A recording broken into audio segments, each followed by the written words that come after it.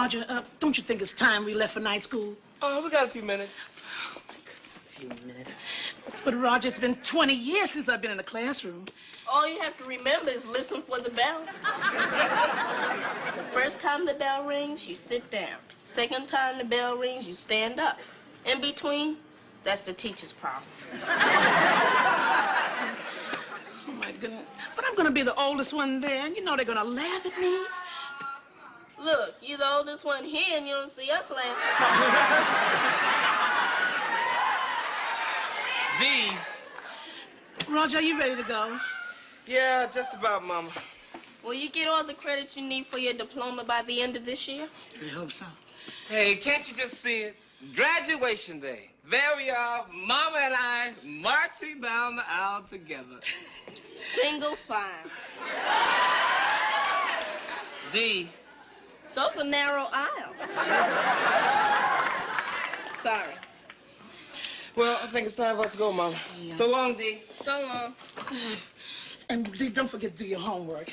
I won't, and don't worry about school. Oh, all right.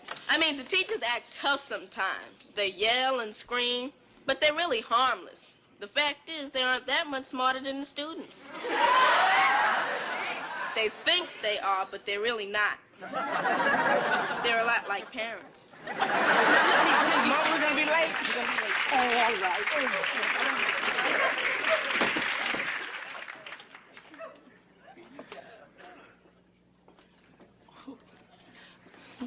So this is it, Roger, huh? History 201. Mm-hmm.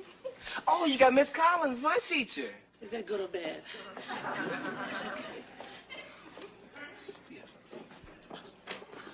And I am the oldest one here. No, you're not. You just looking. Hello, Roger. And this is your mother, isn't it? Yes, ma'am. She's taking your class in night school. Wonderful. Welcome to my class. Thank you. If you'll excuse me, I have some paperwork to do. I'll be with you in a moment. Certainly.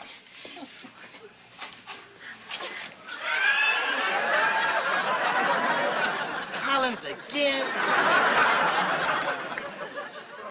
Oh, hello, Rerun. Roger told me you had to take this course again. Yeah, I flunked it twice already because of her. Hey, don't be getting my mother upset, Rerun. Mama, she's a good teacher. No, she's not. And I'm going to fail again. All she ever puts on a test are questions. Oh, Roger, you sure? It's fine, Mama. You're smart. You know, just fine with studying. Just get that. Yeah, no problem. Mama, you can do it. You know how smart you are. Roger, I think I'm all right now. You can go home. You can go home, Doc. And thanks for helping me register. Oh, it's my pleasure. Oh, Mama, why don't you take my seat? That way you can see the board better. Oh, excuse me. Oops.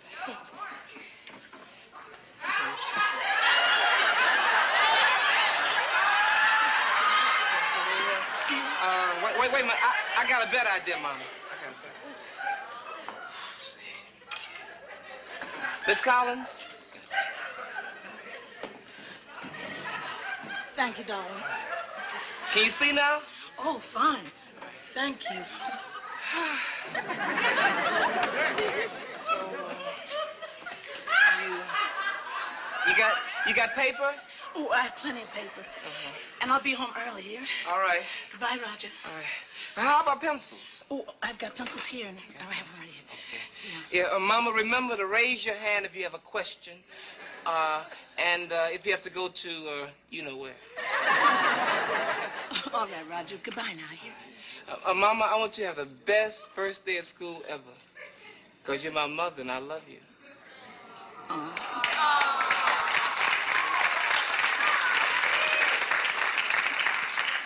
It's nice, honey. Now, goodbye. Okay. This is my son. Hey, Miss Collins, would you keep an eye on my mother? Go easy on her because she hasn't studied in years. Oh, then she and Rerun have a lot in common.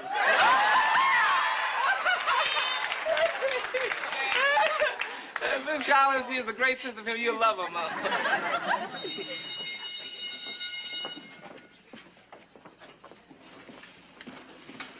Good evening, class. My name is Miss Collins, and this is History 201.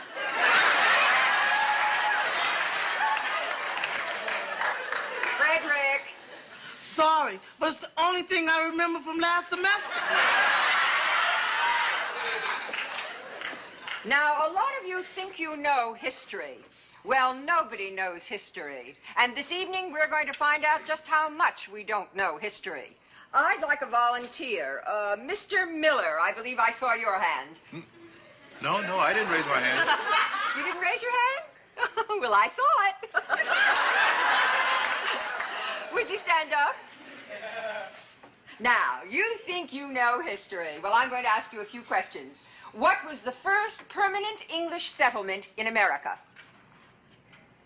I'm afraid I don't know. Can anybody help Mr. Miller? Yes, Mrs. Thomas. Jamestown, Virginia. Right. And who was its leader? Captain John Smith. Good. And the Indian that saved his life? Pocahontas. Not bad. What year? I believe it was 1607. That's very good, Mrs. Thomas. Very good. How did you learn all this history? Oh, I don't know. I just read some of my son's school books. Well, with your knowledge, you hardly don't even need a teacher. What year was the Stamp Act?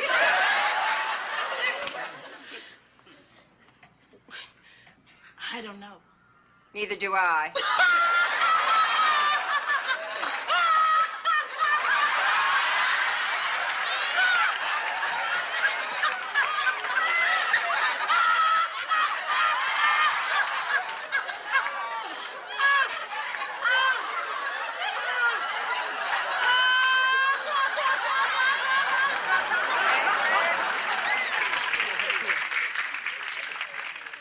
Raj, can you help me with my math?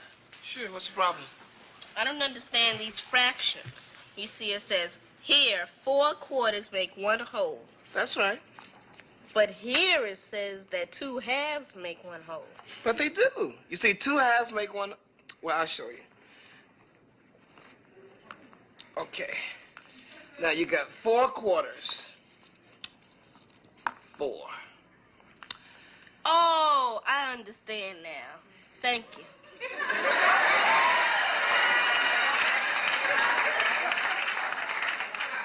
Hi.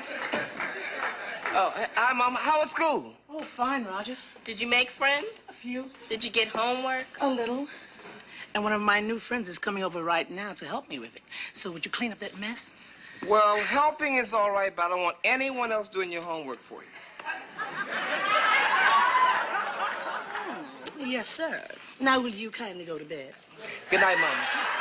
Good night. Night.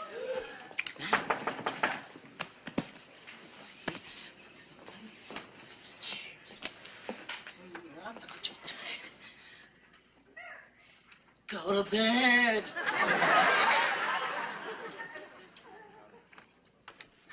Hello, Mabel. Oh, how nice of you to come over, Todd. Come on in.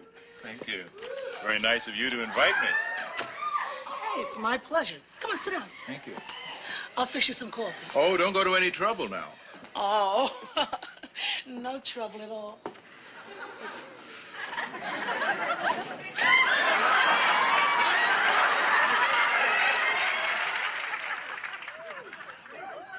Oh, this book seems really hard. Really hard. Ah, here's a sample quiz. Sample quiz. Ready?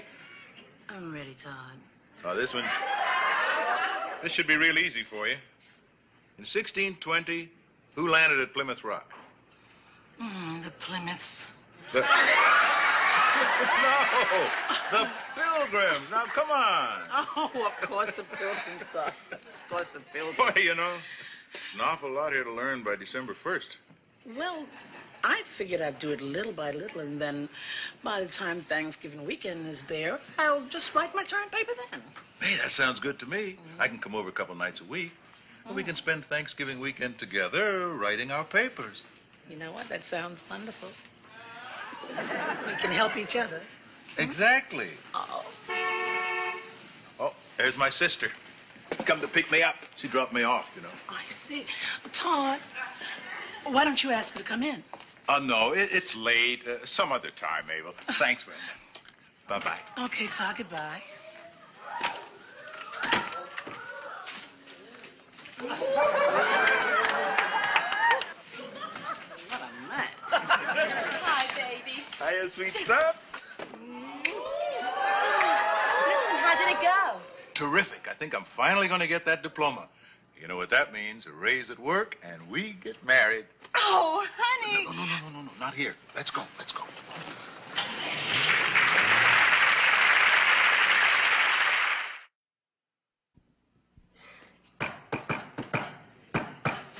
Come in. Hey. Don't you see me studying? Why can't you come in like a gentleman?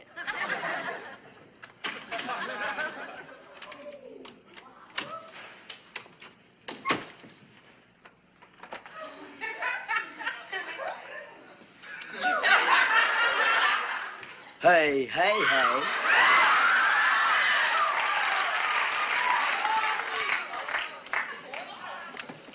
Dwayne. Hey, Roger, what's up, man? Knock it off, will you? Hi, Dwayne. How you doing, Miss Thomas? Mama, what's with all the food? Thanksgiving is next week. Yeah, but this is for our cram session. Hey, we have a big test tomorrow, and we've got to study tonight. Is that guy coming over here again? What's his name, Dud or something? It's Todd. Yes, he is. And what have you got against him? He's dumb. Oh, damn. Well, he is. He comes over here twice a week, and he still doesn't know anything. You're doing all the work. Well, it seems that way, but he really pitches in. I wouldn't want to get hit by what he's pitching. Wait. I'll get it.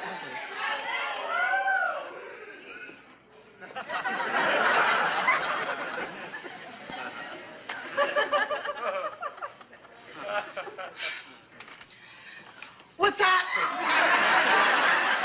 Oh, it's you, Rerun. What's the matter? Mama was hoping with someone else. Who? Anybody else? Now that's Todd. Hello. Oh, thank you. Hi, fellas. Hi, Mrs. Miller. Hello, Dee. Hi. Hey, well, what are we waiting for? Let's cram. There goes cramming his face again. Cut it out, G. I need food to feed my brain. With the size of your brain, you could go a month on an olive Oh, yeah? and another week on a pit. Hi, Dee. Good night. Well, Mabel, I think I better be going too. Well, okay, Todd. I really want to thank you for the cram session and all the help you've been these past weeks. Oh, the pleasure was all mine. Oh, and I really want to thank you for offering to write my term paper. I offered to write your term paper. Thanks again. Oh, wait, Todd, gee, I can't write your paper. Why not? You're the smartest kid in the class. Well, Todd, you flatter me, but that would be cheating. Oh, no. No, you see, we'd be helping each other. We can learn from each other. I'll be able to get my diploma. Come on, what do you say? Well, okay, Todd. Oh, thanks. Hey, and don't forget you and your sister coming over here Thursday for Thanksgiving dinner. No. I forgot to mention, you see, my sister's never free on Thanksgiving. Oh. No, she helps out downtown at the mission. Oh, that's nice. Yes, my sister gives an awful lot of herself. You have no idea how much. Well, then, I'll see you Thursday at 3, right? You got it. Hi. You got it, too. Good morning, everybody. And isn't it a beautiful morning? Mama Roger's been dreaming about Lola Falana again. For your information, I'm happy because tomorrow is Thanksgiving. But today is school. I'm on my way. Yes, me too. Oh, wait a minute, Roger. Todd left his history books here last night. Dumb. Will you stop? Now, his name and address is inside, and if you drop it off for me, I'll appreciate it. Oh, sure, Mom. What's he bothering going to school for anyway? Well, he has a civil service job, and he'll get a raise if he gets a diploma. And you know what? He's going to have Thanksgiving dinner with us. Oh, that's nice, Mama. Oh, it'll be so nice to have him carve the turkey. I can see him now at the head of the table, just passing the food around. Well, when it comes to dishing it out, told your man. Young lady, it's Todd. And you respect your elders, you hear? Okay, bye. Bye now. And how about my sugar? Okay. Bye, Mama. Bye, honey. Mama, you're really falling for this guy, aren't you? Now, why would you say that? Because you always iron my handkerchiefs. Oh, yeah, but I'm a little behind in ironing now. Then why did you iron my homework? Oh, stop! Oh. I mean it, Raj. You better tell your mama. Be quiet. Dee? Mama? They're not home. You've got to tell her that guy's a phony. Oh, he can't do that. She'd be hurt. Better now than later. Well, maybe Mr. Miller really does like Roger's mama. Then why is he hanging out with that woman? Maybe that's his sister. And maybe I'm Cinderella. Or maybe you're the pumpkin. Look, just hold it. I'm sorry, Raj. What do you have to say? I have to say that I don't know what to say to you or to Mama. When she sees him, she's going to ask him if he got his books from me. And he's going to say no. Then she'll ask me why.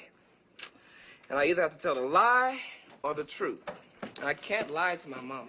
All right, out with the big lie. Dee, why didn't you answer me when I called you? Because that way I wouldn't be able to charge you $1 for me to be quiet so Mama doesn't find out what you don't want her to know. See you later, guys. Okay.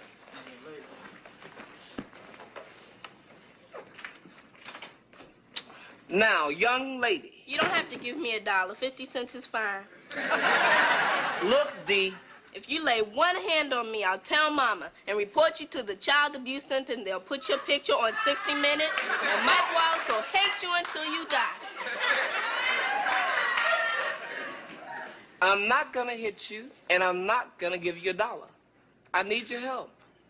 What's wrong? When I went up to that dude Todd Miller's house to deliver his books, I saw him coming down the block carrying on with this foxy chick. Carrying on? Mm-hmm, carrying on. Like what? Like, hugging, kissing, giggling, touching. Are you talking about getting it on?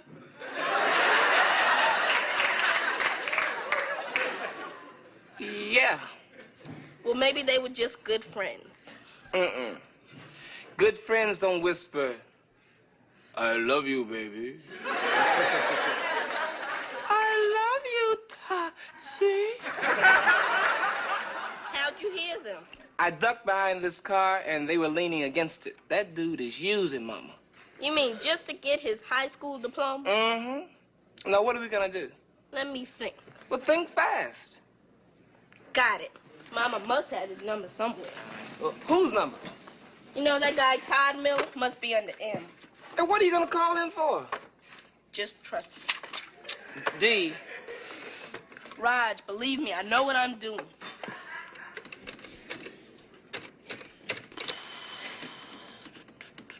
Here you go. It's ringing.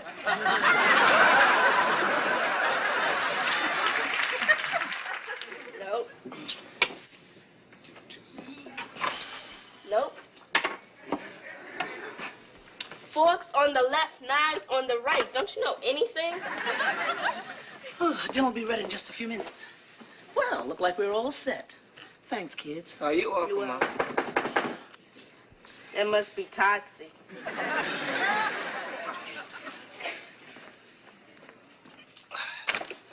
Ah, Mr. Miller, come in. Come in. Hello, Roger. Hello, Dee. Hi. Come on in. Come in. He's in, Roger. Ah, so he is. Sure follows directions, doesn't he?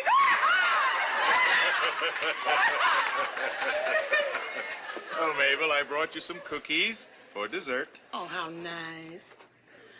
Oh, Todd, you're so thoughtful. Thank you. Oh, you're welcome. Oh, thank you for the cookies, Mr. Miller. Thank you. Okay. Why don't you sit over here? Oh, and we got something for you, too. Oh, really? What's that? Your term paper for history. Oh. Rod, your mama wrote it for you, Mr. Miller. Oh, fantastic. How nice. George Washington before and after the Revolution. Wow. Mm-hmm. Well, now, Dee will hang on to this until after Thanksgiving dinner. Oh, no, it's all right. I'll take it now. Don't be silly. You'll get stains on it. Eat your dinner first, and after you've eaten everything on your plate, and then you can have the paper. Oh, that's it's okay with me. Shall I carve the turkey? Turkey? We never have turkey for Thanksgiving. We always have our favorite meal. Oh, really? What's that? Cow's brains, chicken gizzards, and fish heads. Happy Thanksgiving!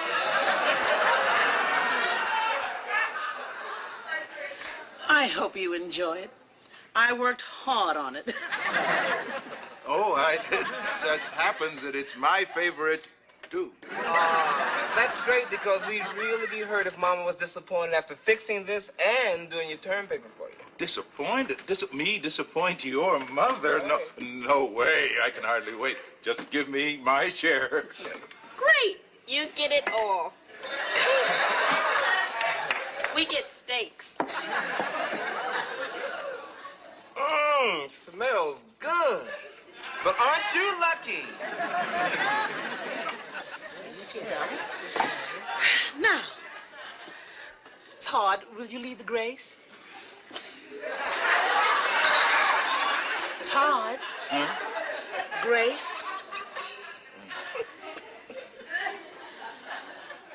Good Lord.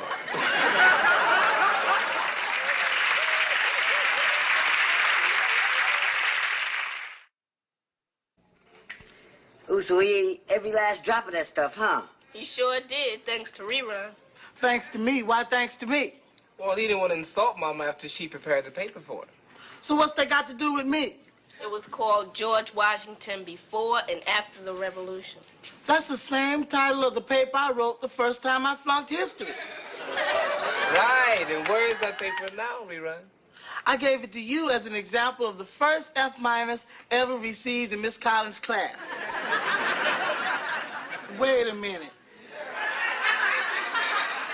You gave it to Mr. Miller? Uh-huh. So he'll flunk too. Uh-huh. And you won't feel bad about that? All right. Did he eat all the cow's brains, fish heads, and gizzards? Yeah. What a lucky guy.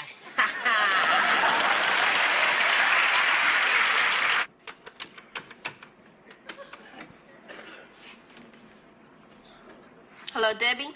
This is Dee. Listen, I got a deal for you. I'll give you my answers to the history homework for your answers to the math homework. Okay, get on it and call me right back. Bye.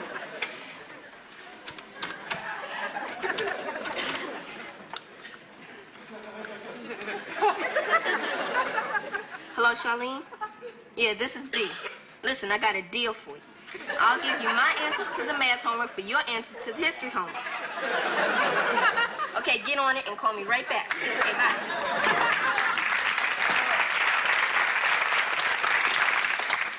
Hello, baby. Hi, Mama. What are you doing home so early? Oh, I went to the doctor's and it's my hypertension again. Is there anything I can get you? Oh, no, darling, I'll be all right.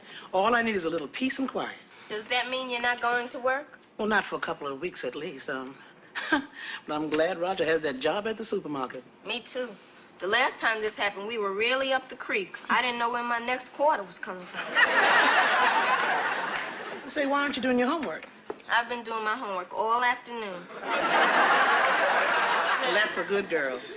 Well, I'm going upstairs now, and I don't want to be disturbed, so I'm going to take the receiver off the hook.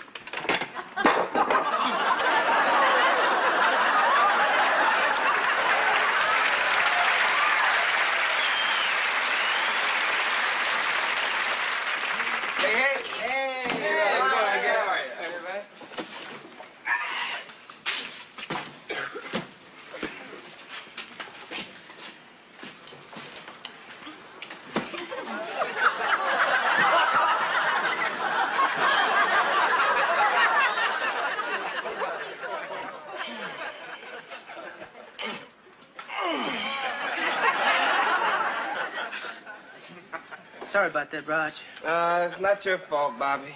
It's old man Pronson's fault. Why are you blaming the boss? What did he do? What did he do? Nothing. That's what he did. Our union contract calls for an employees' lounge, right? Rerun. Does this look like an employees' lounge? Not to me. What better could you get? Well, you're our shop steward. Why don't you complain? Because he gets mad at me. You know Pounce will never get you guys your own lounge. What do you mean, you guys? You work here, too. Don't you? Rerun, did you get fired? It wasn't my fault, Raj. All I did was go out to the parking lot and gather up all the shopping carts. That's what you're supposed to do. I know, and I was doing real good. I had 89 of them. 89? I was going for the record, and I had them all under control, too. At least until I got inside. How much damage did you do? Remember aisle 13? Oh. It was awful, Raj, but it wasn't my fault. I swerved to keep from hitting this lady and knocked this guy right into the frozen food bin. Didn't you explain that to old man Plunson? He was the guy.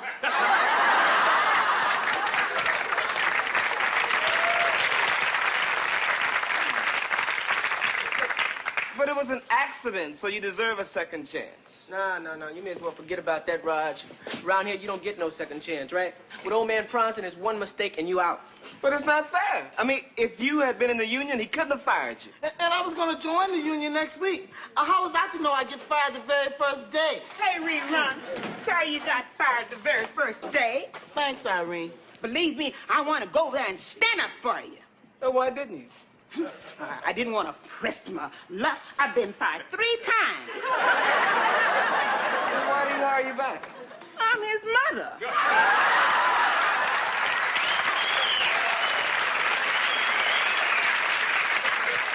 What is going on in here? What is going on in here? You still here? You are fired. Mom, why aren't you out by the register? Move it, move it! Didn't I tell you to stack those boxes over there? I'm on my break. You take your break when you go home. Wait a minute, the union says I don't want to hear nothing about no union. We can't let Bronson walk all over us like this. We have a union and we got rights. Hold it down, Raj. Hold it down. The boss might hear you. Let him hear me. What kind of a shop steward are you? You're just a nervous weakling. Hey, I'm not nervous. I got a family. I got a kid and 3 wives. And then all I know is I have a union, and it's about time it stood up to this guy. Right on. Yeah. What do you got to do with it? You don't work here anymore. Well, good luck anyway. I'll be seeing you, Rerun. See you later, Rerun. Take it easy. I agree with Raj. You ought to stand up to that punk.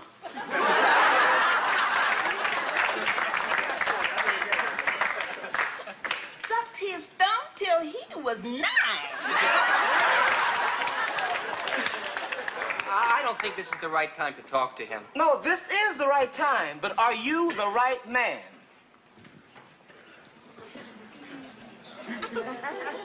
Yes. Yes, I am. Well, here goes nothing. You said it. Hey, watch it, Jumbo. These are not yours until they hit the table, you know? Always grabbing at something. What you gonna have, Gwen? A grape soda. Grapes. Is that all? What's the matter with you? I got woman problems. You wouldn't understand. I'm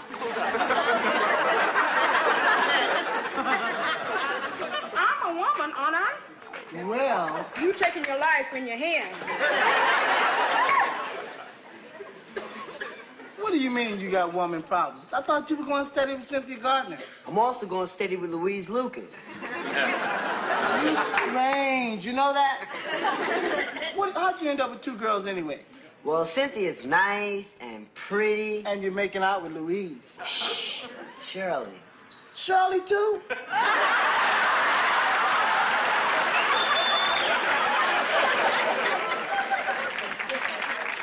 Animal. We did it. We we took a list of grievances and we gave them to old man Prunson. All right, you going on strike, Rod? Probably. We're gonna vote on it tomorrow. Right on. Oh, no, it's Louise. Is she the nice one or the fun one? She's the fun one. Can I talk to you for a second? Oh, sure. Aren't you gonna introduce us to the guys, Dwayne? Oh, yeah, Louise, these are the guys. Yeah, what do you want? Well, my folks are away, and I would like to know if you'd like to come to my place and do some homework. But I don't have any homework. Neither do I. See you guys later. Now, what was that all about? Oh, forget about that. What happened with the strike? You could lose a lot of money. Money? Money? This is a matter of principle. All the money in the world can't buy you one principle. Yeah, I know. I tried last semester, and he suspended me.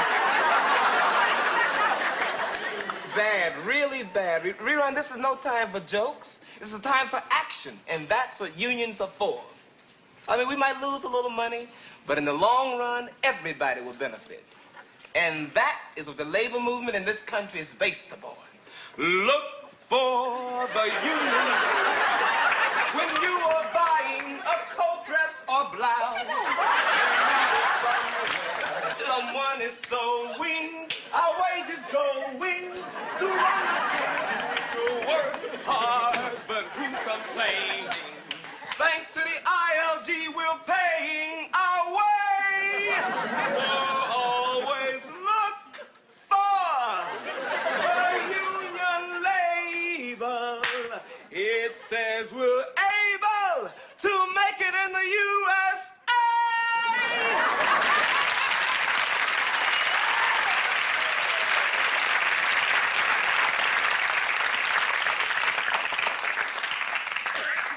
Roger, please. Can't you see I'm doing my homework? I'm sorry. Roger, is that you? Oh, Mama, wait till I tell you what happened at work today. Well, what happened at work today? Oh, Mama, were you asleep? Yes, I was. I'm not feeling very well. What's wrong? It's Mama's hypertension again. I would have told you if you hadn't come in the house like Sammy Davis Jr. looking for your union label.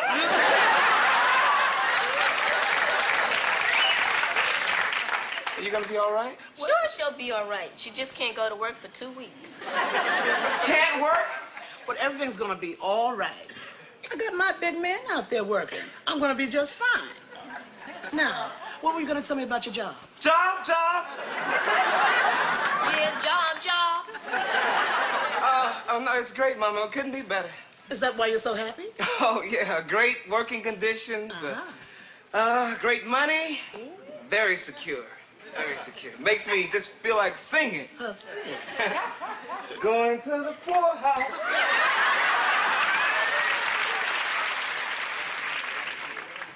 Should we vote now or wait for Roger? No, wait a minute. We don't want to wait, man. We want to vote now so we can get out of here, all right?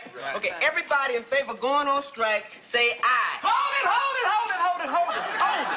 Did you vote yet? No, Roger, we wouldn't vote without you. All right. Because we know how much you want this strike. All wrong. So what? I mean, I want the strike, but I think that we should give Prunson a fair chance to respond to our complaints. He told us to shove it up our nose. Oh. Well, did you try? Roger, look, would you stop clowning around, all right? All right, look, let's vote now. Everybody in favor of going on strike, raise your hand. What's the matter? Yesterday when I said that we should all go on strike, I have to admit I was only thinking of myself. I mean, it's easy for me to strike because I got money. I mean, my mama's working, my sister's independently wealthy, and I'm in favor of the strike, but it's not fair to you. So, I am going to vote against the strike for your sake. Now, there's no further discussion. We will adjourn the meeting and go back to work. Let's go. Come on, let's go back to work. All right, everybody in favor of the strike, raise your hand.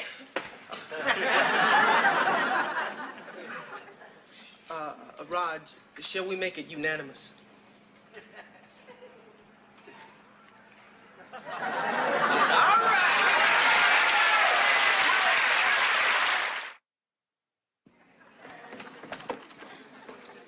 I'm leaving.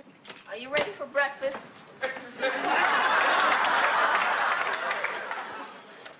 What is that? It's a pancake. What does it look like? A French fried frisbee? Do you want it or not? Oh, I'll try it.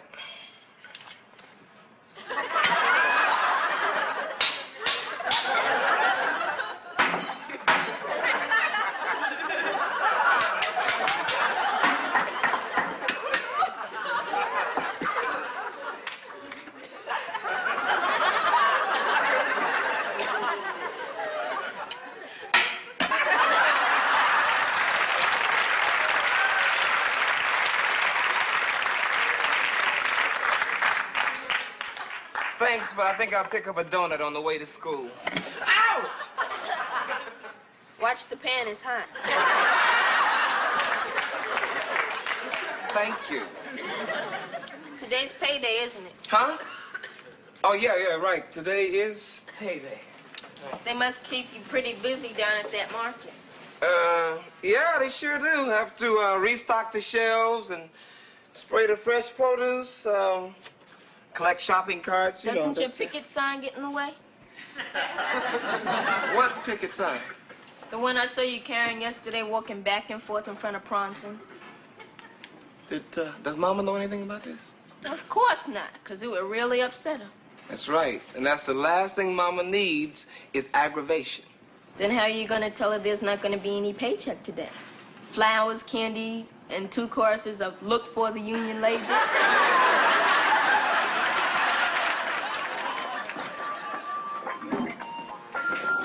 Man, if Cynthia was a little easier and Louise was a little nicer, my life would be a whole lot better. Do me a favor, Dwayne. Shut up about your girl problems. Hey, everybody. Hey, Raj, what's happening? You want me to tell you what's happening? My feet are killing me. I've been picketing in front of Pronson's all day long. Are you making any headway at all? Well, he started talking to us. What'd he say? I ain't got nothing to say to you. At least that's a start. Well, I'm going to have to give this up. I got to find another job. Frankie Cordova's always looking for young guys to help him in his business. Oh, yeah? What's the job? It's easy. All you do is make collections from vending machines. You'd be great at it. You run fast. Wait, why do I have to run? They're not Frankie's machines. I don't think so. Hi, Raj. What are you gonna have? Nothing. I'm broke. Yeah, well. Hey, Shirley. Does Rob need anybody in the kitchen to wash dishes? No, we don't wash these dishes. What? Don't choke, clown. Hey, we got a machine for those. Look, I'm sorry. Why can't your father help out? He's out of town. I can't reach him. Why don't you just cross the picket line and go back to work? I can't do that, Dwayne. I have a responsibility to my fellow workers. What about your responsibility to your family? I know. That's my problem. Yes, you're gonna have to cross that picket line because your family comes first. Wrong. His family comes second. The ambulance will come first. Hello, Charlene? This is Dee. Did you do the math homework? Yeah, me too. You want to compare answers? Okay, hold on. I'll get mine. What'd you get for number 1? 18? Yeah, me too. What about number 2? 27? That's what I got. And number 3? Of course I did it. I got 6. Oh, you got 84? You're probably right. Someone's at the door, Charlene. I'll give you the rest of my answers later. Hi, Dee. Hey, hi. Hi yourself. Raj isn't in. Oh, I just thought he might be home from work by now. You can drop the act. I know he's on strike. What's this I hear about a strike? Ask Dwayne. Huh? Who's striking, Dwayne? You are, Mrs. Thomas. My goodness, you look wonderful. Dwayne, is Roger on strike? Are you telling me the truth? Dee, what's going on around here? Raj hasn't been to work for 2 weeks. He's been on a strike. But it's okay, Mrs. Thomas. Raj went back to work today. Yeah, he broke the strike. What? He shouldn't break the strike. He could get hurt. Don't worry about him, Miss Thomas. He can talk his way out of anything.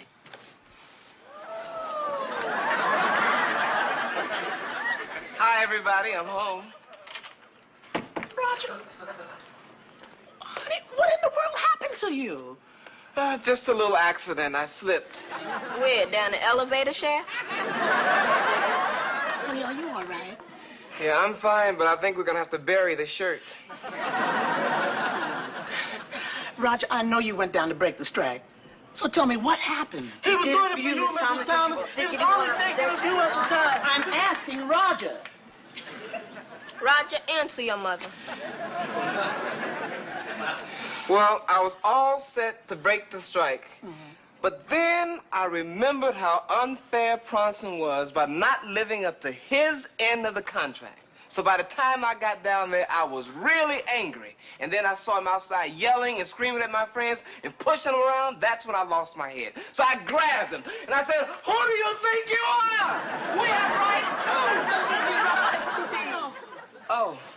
Oh, I'm sorry, Dwayne. All right, the next thing I knew, some big crumb came by and hit me in the back of my head with a picket sign.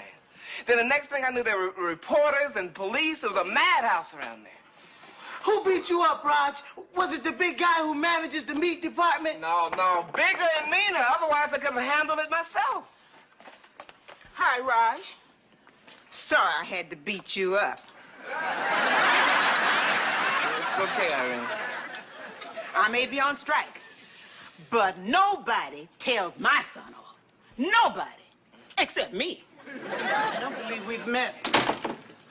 Oh, Mama, this is Mr. Bronson's mother. Pleased to meet you. Raj, I just came to tell you that the strike is over. Over? How? What happened?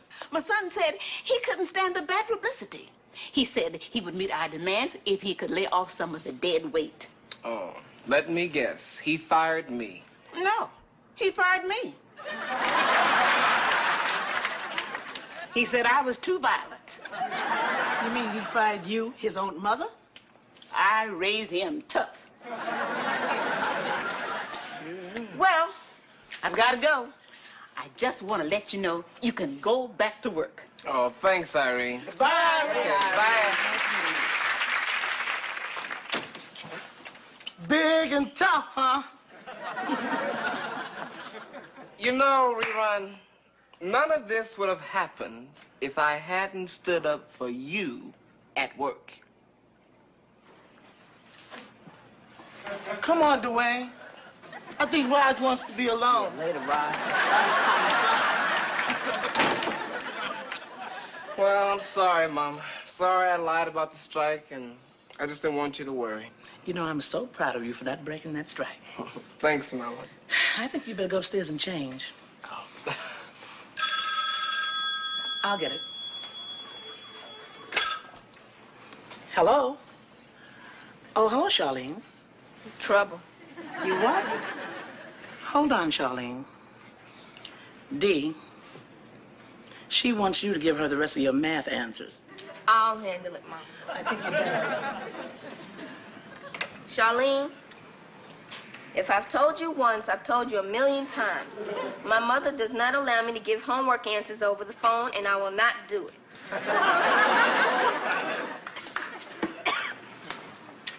But since you're such a dear and close friend, I'll tell you whether I agree or not with the answer. Start with number 4.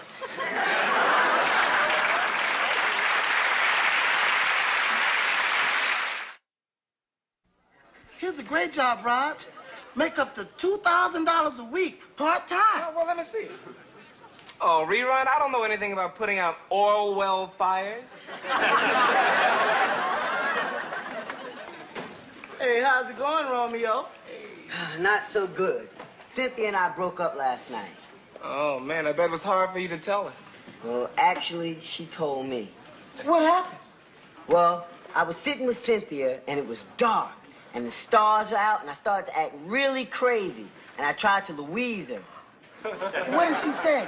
She said, I'm not that kind of girl, but luckily I know someone who is. So now we don't have to listen to any more of your girl problems, right? Right, from now on I'm just going steady with Louise.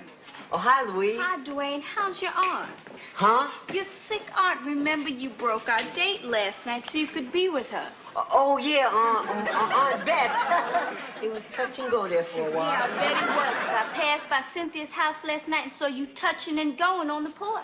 Oh, wasn't that touching? Yeah, it was, but now I'm going.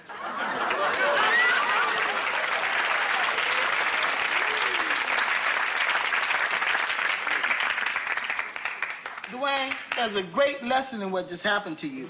What? Tell him, Raj. Hey, Louise, wait up!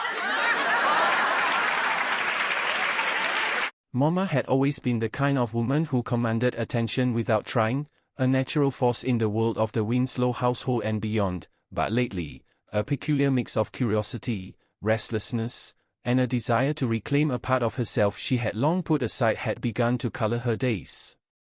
It wasn't that she had ever stopped being attentive to Rog, her son, or the demands of a household that seemed to expand every week with new responsibilities, errands, and minor disasters, but she noticed that a certain itch, the kind that made one look at the mirror not just to check hair or makeup, but to ask silently, "Is this still me?" had started creeping in.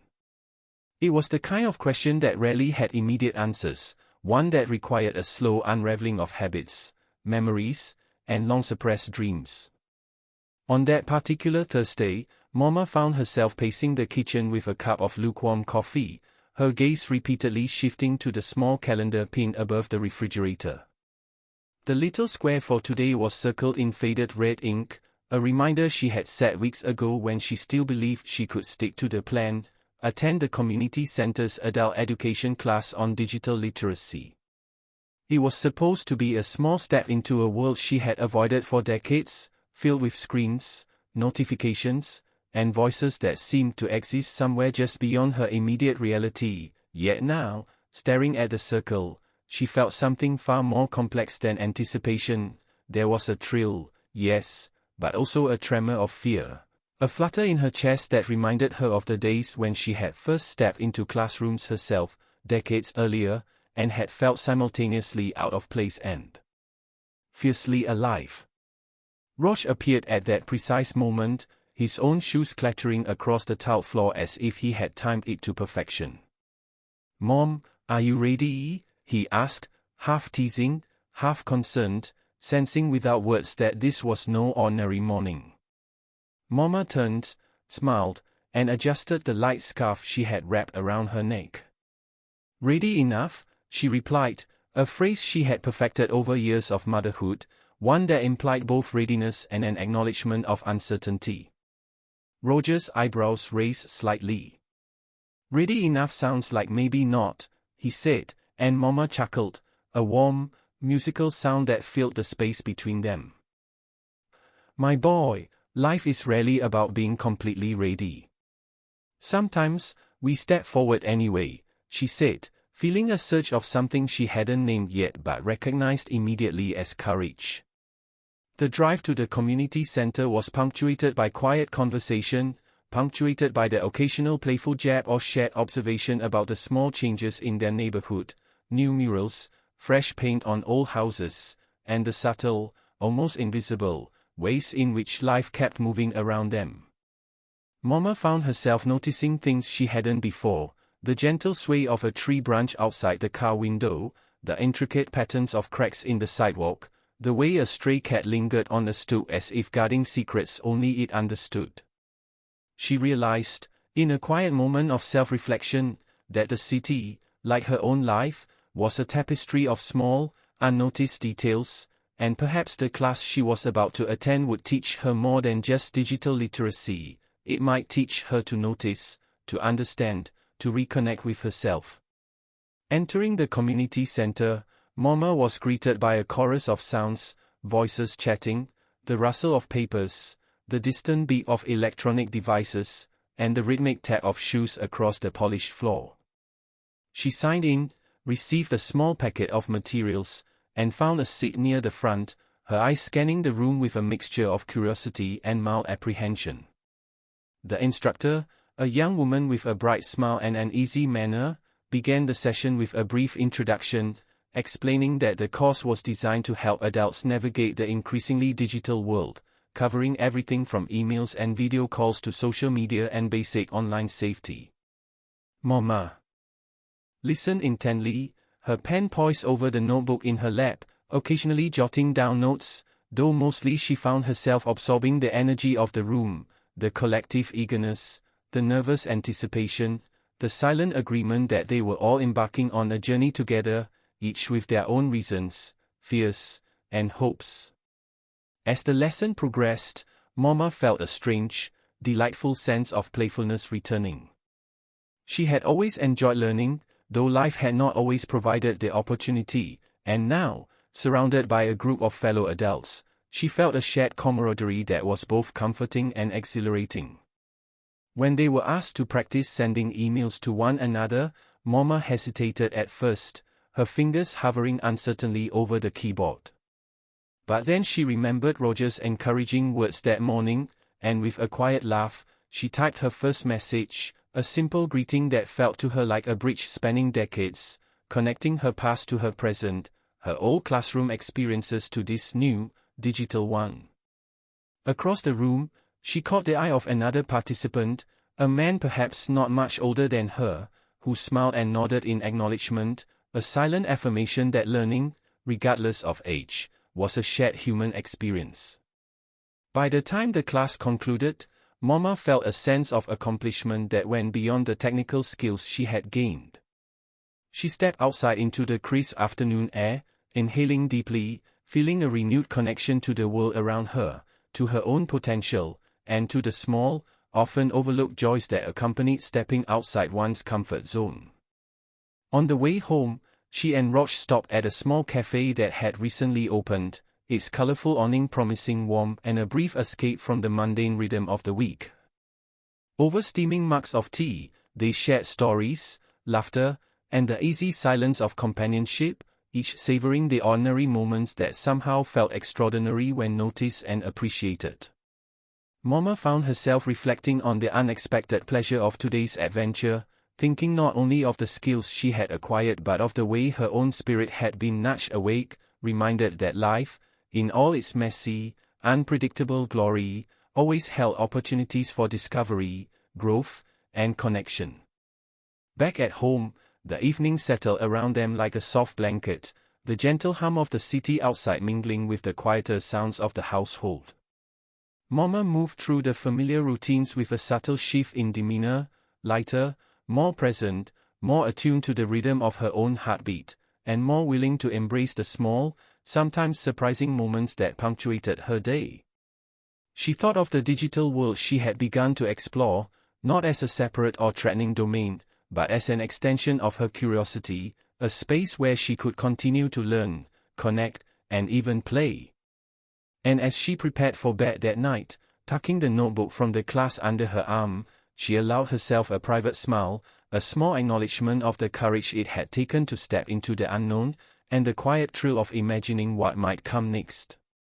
Little did she know that this seemingly ordinary Thursday would mark the beginning of a series of adventures that would challenge, amuse, and surprise her in ways she could never have anticipated, drawing her into unexpected friendships, unearthing forgotten passions, and reminding her that life's most remarkable moments often arrive when one dares to answer the subtle, persistent call of curiosity.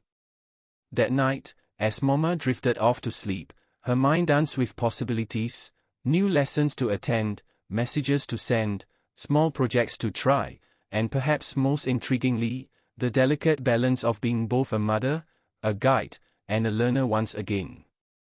She dreamed of classrooms filled with light, laughter, and learning, where mistakes were embraced as steps toward understanding, where connections were forged over shared struggles and triumphs, and where the boundaries of age and experience faded into insignificance against the power of curiosity and courage. The next morning dawned with a soft glow, sunlight filtering through the kitchen window, illuminating the dust particles that danced like tiny stars in the air. Mama stretched, feeling the gentle ache of muscles unused to yesterday's activity, yet invigorated by the promise of another day, another chance to explore, engage, and embrace the unexpected. Roch, already awake and half-dressed, peeked into the kitchen with a mischievous grin. "You're glowing," he said, and Mama laughed, the sound mingling with the birdsong outside. "Perhaps it's the thrill of digital adventure," she replied, and they both giggled, savoring the light-hearted moment that marked the start of a new chapter in their shared story.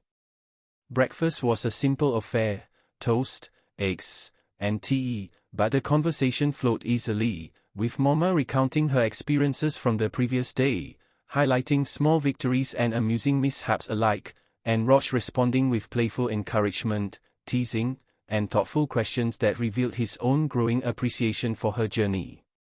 It was in these moments, quiet yet profound, that Mama realized the true gift of learning was not just the acquisition of new skills, but the renewed sense of agency, the confidence to step into unfamiliar territory, and the joy of sharing discoveries with those we love most.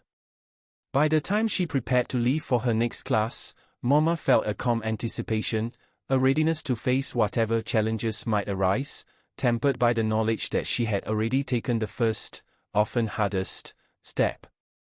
The world seemed a little larger, a little more inviting, and a little more full of possibilities than it had just 24 hours before. And as she glanced at Roch, who waved her off with exaggerated ceremony, Mama smiled, feeling a warm glow of connection, hope, and quiet determination. She knew that the path ahead would not always be easy, that moments of doubt, confusion, and frustration would inevitably appear, but she also knew that she was no longer navigating life's uncertainties alone. She had reclaimed a piece of herself, reawakened a dormant curiosity, and, most importantly, remembered the simple, enduring truth that life, in all its unpredictable complexity, was best met with courage, humor, and an open heart. Mama stepped into the community center once again, the familiar hum of activity welcoming her like an old friend. She noticed how the morning light slanted through the tall windows, casting long shadows across the polished floor, and felt a peculiar sense of anticipation that made her chest tighten in a pleasantly familiar way. The instructor greeted her with a bright smile, noting, "Back for more adventure?" Mama laughed softly, replying, "I suppose I can't get enough."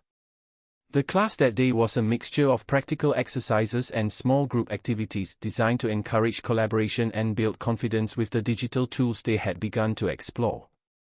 Mama found herself paired with a woman named Denise, whose laughter was infectious and whose questions often revealed a refreshing honesty about the frustrations of navigating technology.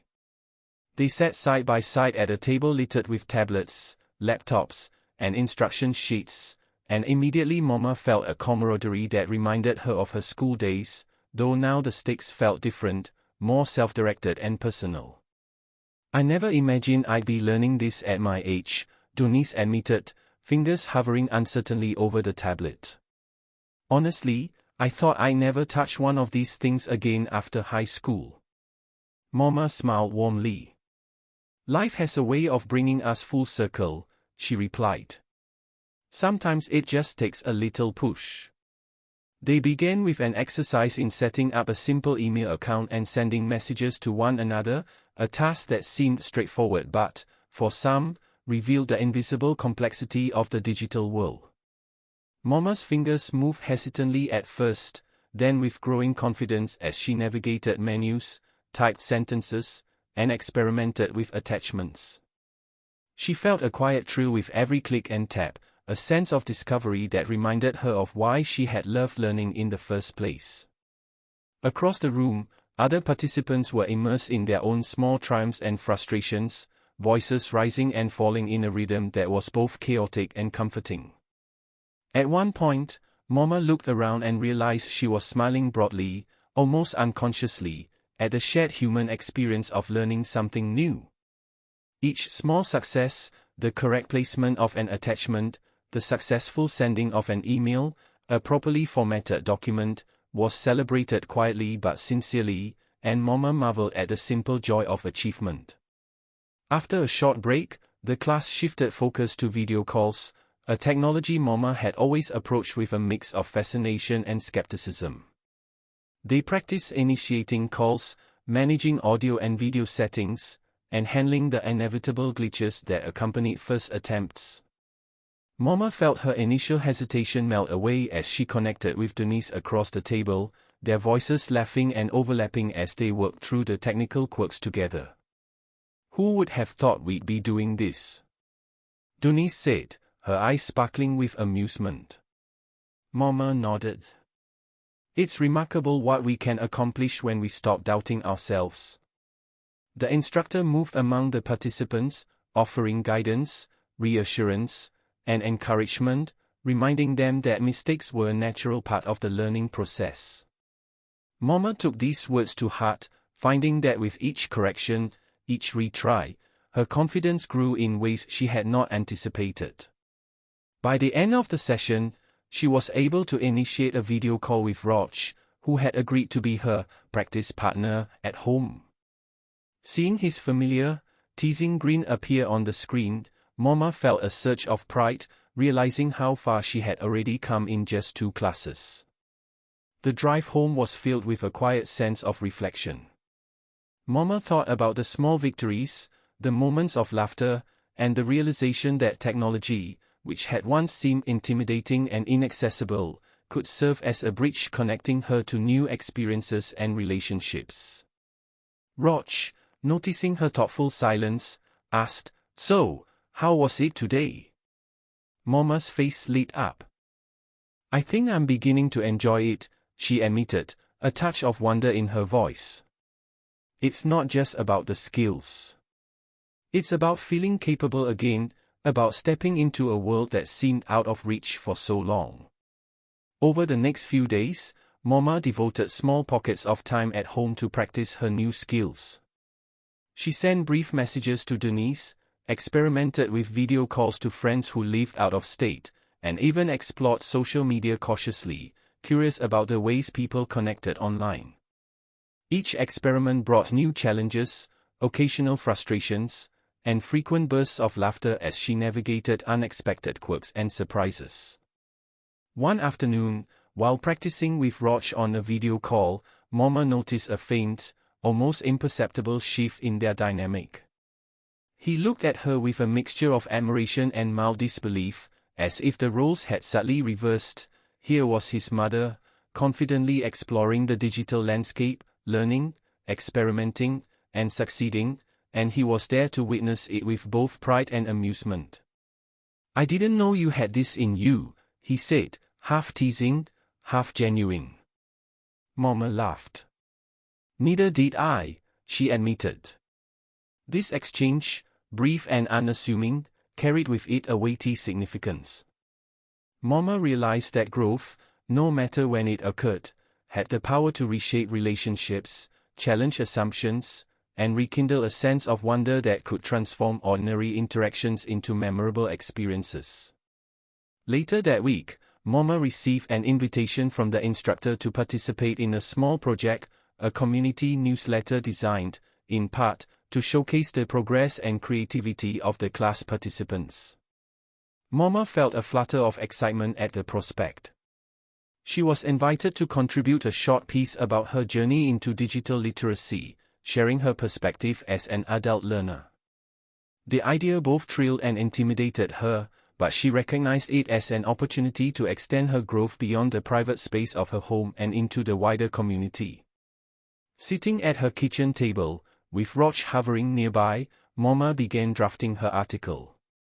She wrote about the initial fear and hesitation, the joy of small successes, the camaraderie with classmates, and the rediscovery of her own curiosity and resilience. As the words flowed, she found herself reflecting on deeper themes: the passage of time, the persistence of hope, and the enduring capacity for learning, regardless of age or circumstance. When she finished, she read the piece aloud to Rog, who listened intently, nodding and offering occasional suggestions. "It's perfect," he said finally. You've captured everything, how it feels, how it changes you, how exciting it can be. Mama felt a quiet satisfaction, realizing that her journey was not only personal but also shared, a story that could inspire, connect, and encourage others to embrace their own paths of discovery. The next class session focused on more advanced topics, including basic document editing, online research, and digital organization. Mama approached these new challenges with a mix of determination and curiosity, finding herself asking questions she had never considered before and experimenting with tools she had previously ignored.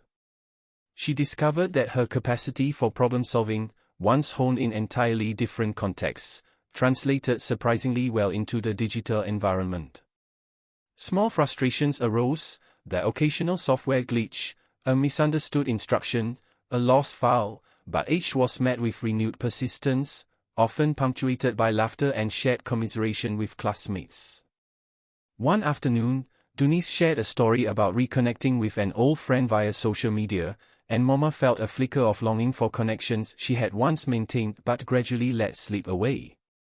Inspired, she began reaching out to former classmates, distant relatives, and old friends, initiating messages and tentative video calls. The responses were heartwarming, filled with surprise, laughter, and sometimes disbelief, as people marveled at Mama's newfound proficiency. Roch observed these interactions with quiet amusement. "You're like a social media ninja," he teased one evening, watching her navigate multiple tabs, messages, and video chats simultaneously. Mama chuckled, feeling a warm glow of satisfaction.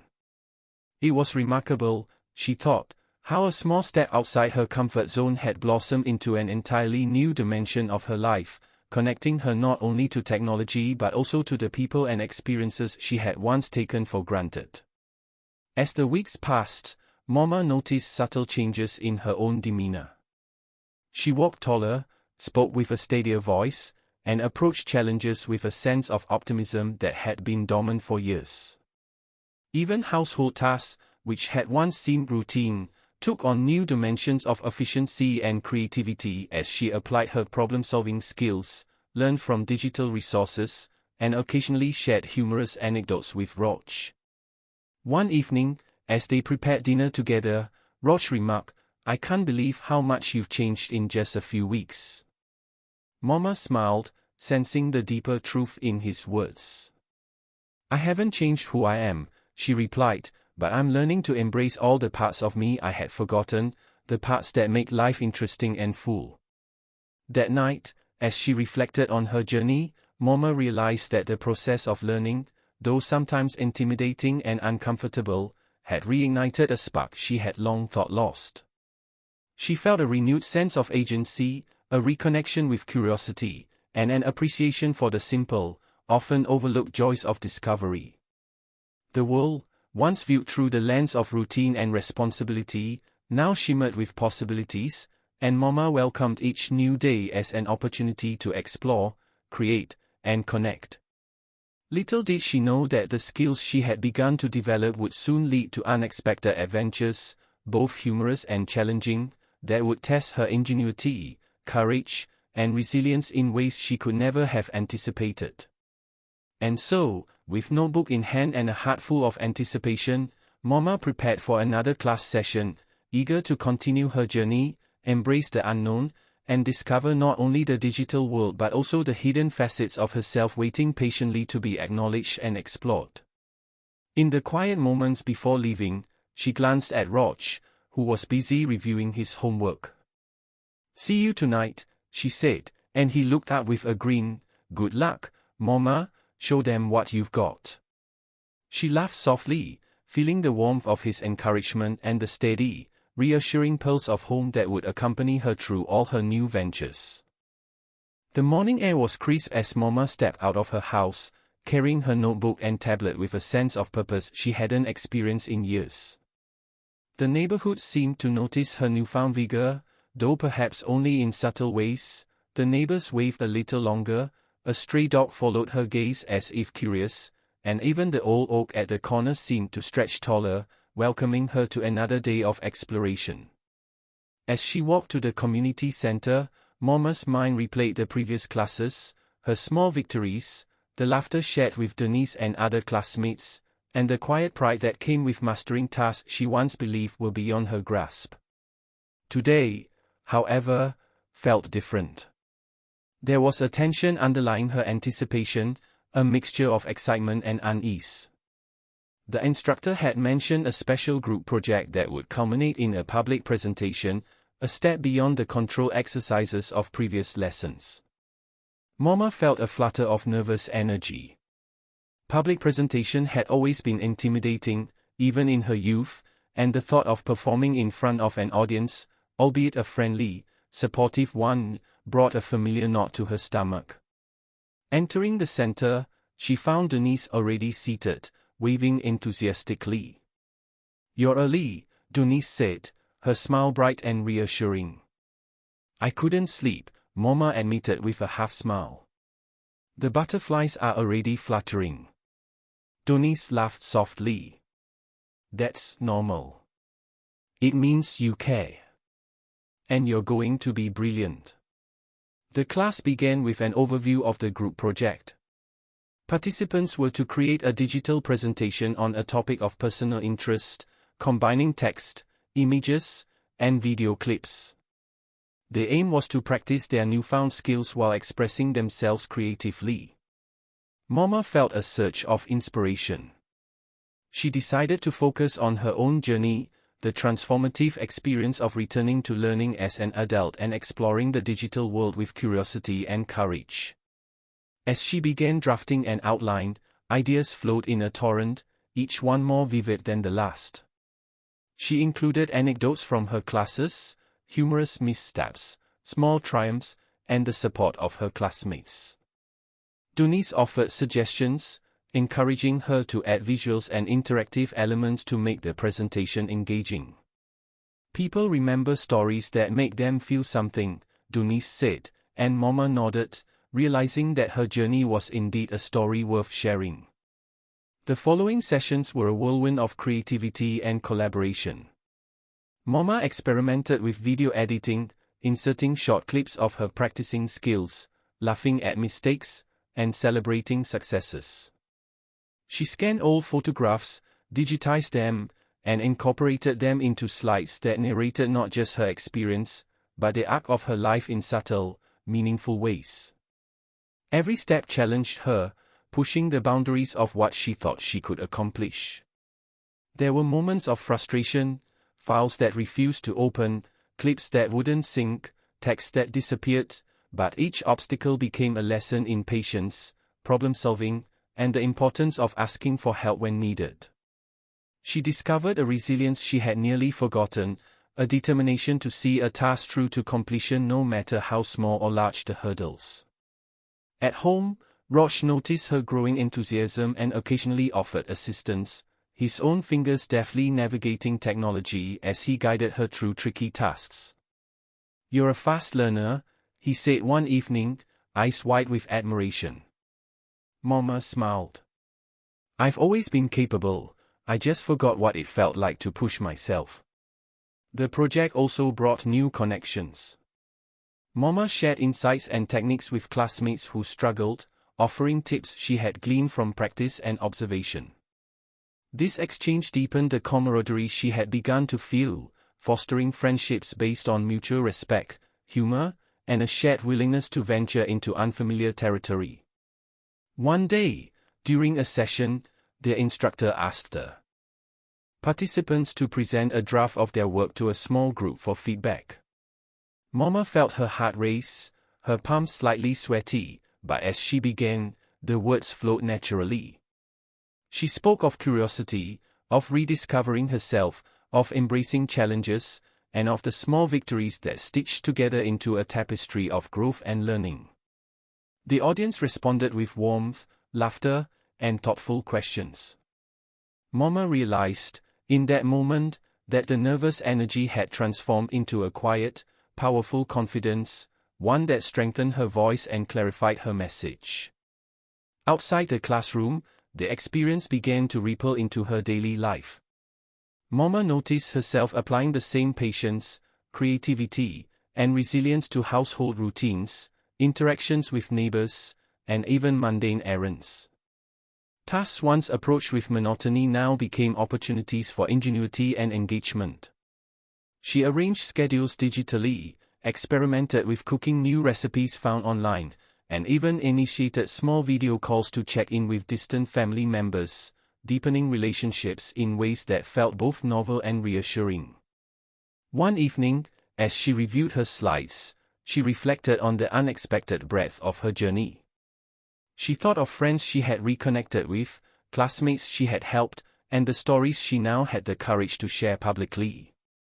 The realization that she had become both learner and teacher in different contexts brought a profound sense of fulfillment. Roch, noticing her thoughtful expression, asked, "Are you nervous about the presentation?" Mama paused, considering. "A little," she admitted. "But it's more excitement than fear. I've learned that stepping forward matters more than worrying about perfection." The day of the presentation arrived, and the atmosphere in the community center buzzed with anticipation. Participants arranged their stations, tested equipment, and shared encouraging words. Mama positioned herself at the front, her digital presentation cued and ready. She took a deep breath, recalling the weeks of preparation, practice, and persistence that had led to this moment. The lights dimmed, and she began. Her voice was steady, confident, and warm, carrying the narrative of her journey with humor, insight, and authenticity. She recounted her initial hesitations, her small victories, and the joy of reconnecting with learning. The slides displayed photographs, short video clips, and text that underscored her story, creating a rich, immersive experience.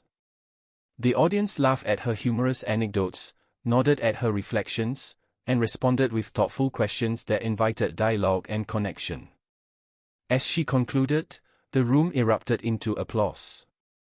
Mama felt a surge of emotion, pride, relief, and exhilaration, all intertwined. In that moment, she recognized that her journey was about more than technology. It was about courage, resilience, and the capacity to embrace growth at any stage of life. Following the presentation, several classmates approached her, expressing admiration, curiosity, and appreciation. Some asked for tips, others shared their own stories, and a few even suggested collaborating on future projects. Mama felt a profound sense of community, understanding that her own growth had contributed to a collective spirit of learning and exploration. At home, Roch greeted her with a mix of pride and playful teasing. "So, superstar," he said, "you stole the show." Mama laughed, feeling a warm glow. "I did my best, and that's all that matters," she replied. Over the next few days, Mama's engagement with technology deepened further. She began exploring creative tools, experimenting with digital storytelling, and even considering the possibility of teaching a small workshop herself at the community center. The thought both excited and intimidated her, but she recognized it as a natural progression, a step beyond personal growth into contribution and leadership. One afternoon, while working on a new project, she received a message from Denise suggesting they collaborate on a short video about their experiences as adult learners. Mama's heart lifted. The idea of co-creating something meaningful, sharing their journey, and inspiring others aligned perfectly with the excitement and fulfillment she had begun to feel. Together, they brainstormed, planned, and experimented, their sessions filled with laughter, trial and error, and the kind of deep focus that transforms work into joy. During one particularly challenging editing session, Mama encountered a technical glitch that threatened to erase hours of work. Panic surged initially, but then she paused, breathed deeply, and methodically retraced her steps, relying on the skills and problem-solving strategies she had cultivated over the past weeks. When she finally resolved the issue, a wave of relief and triumph washed over her.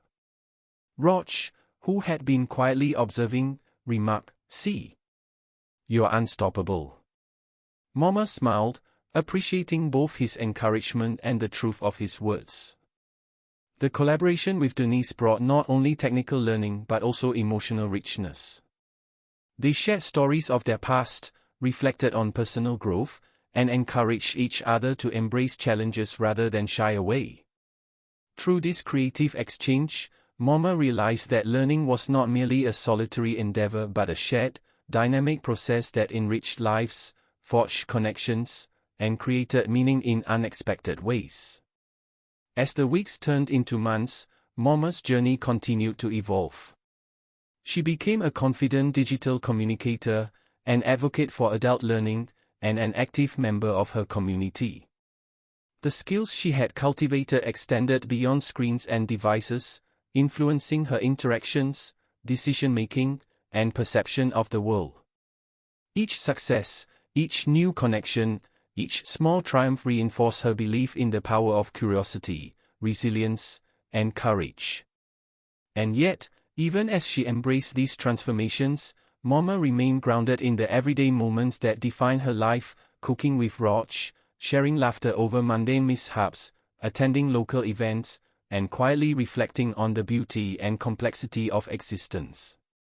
In these ordinary experiences, she found joy, meaning, and the subtle, enduring rewards of living fully and intentionally.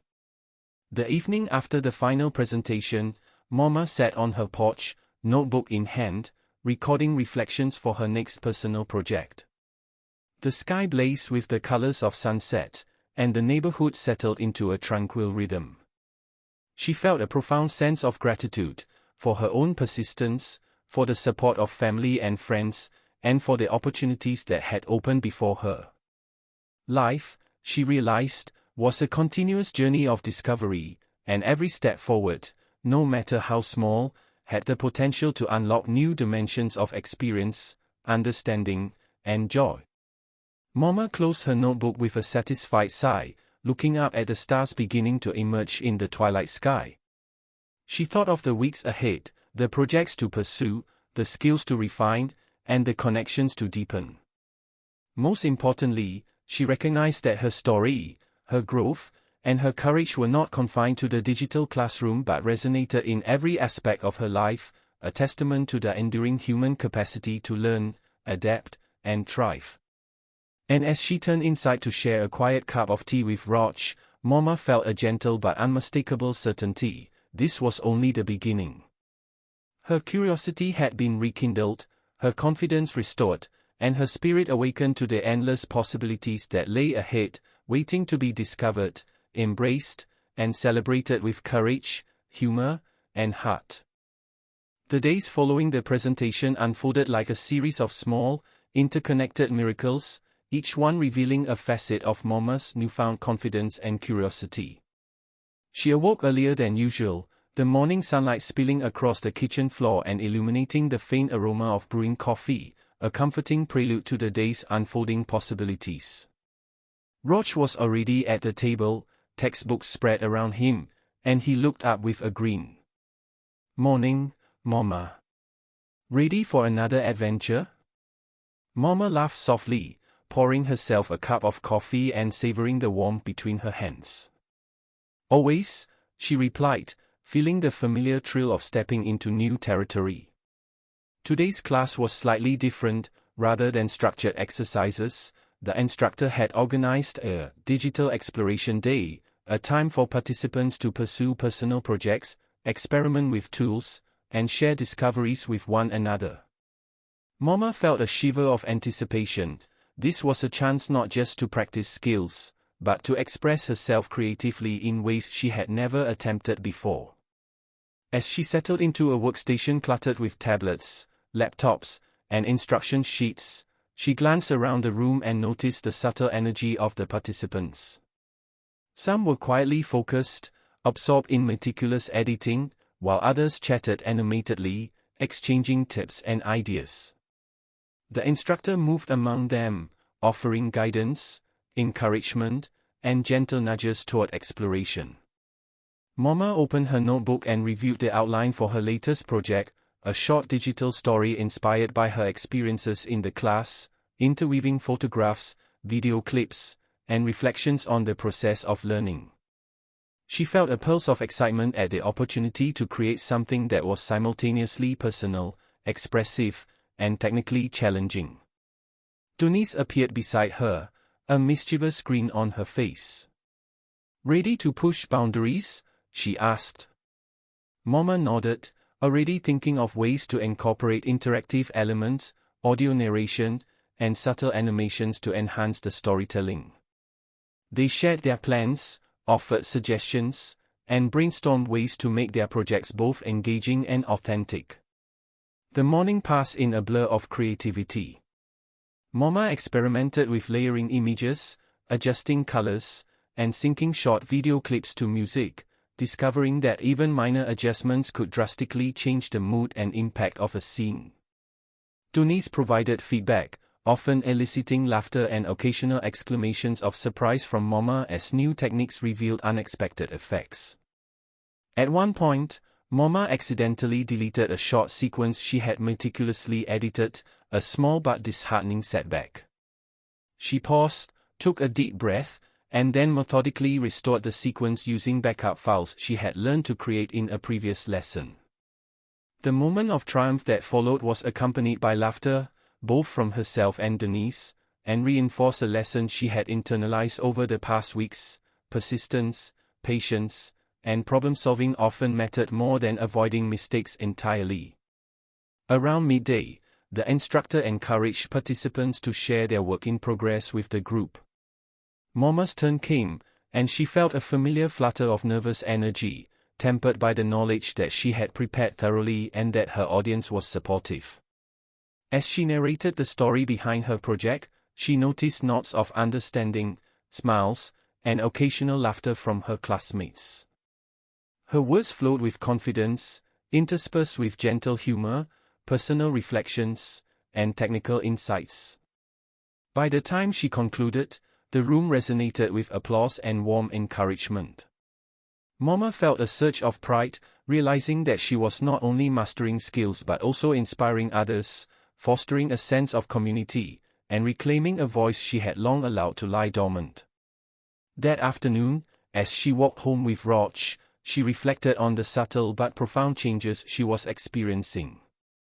Tasks that once seemed mundane now felt like opportunities for creativity and exploration. Household routines were infused with experimentation, trying new recipes she discovered online, organizing schedules with digital tools, and finding small, efficient ways to manage the ebb and flow of family life.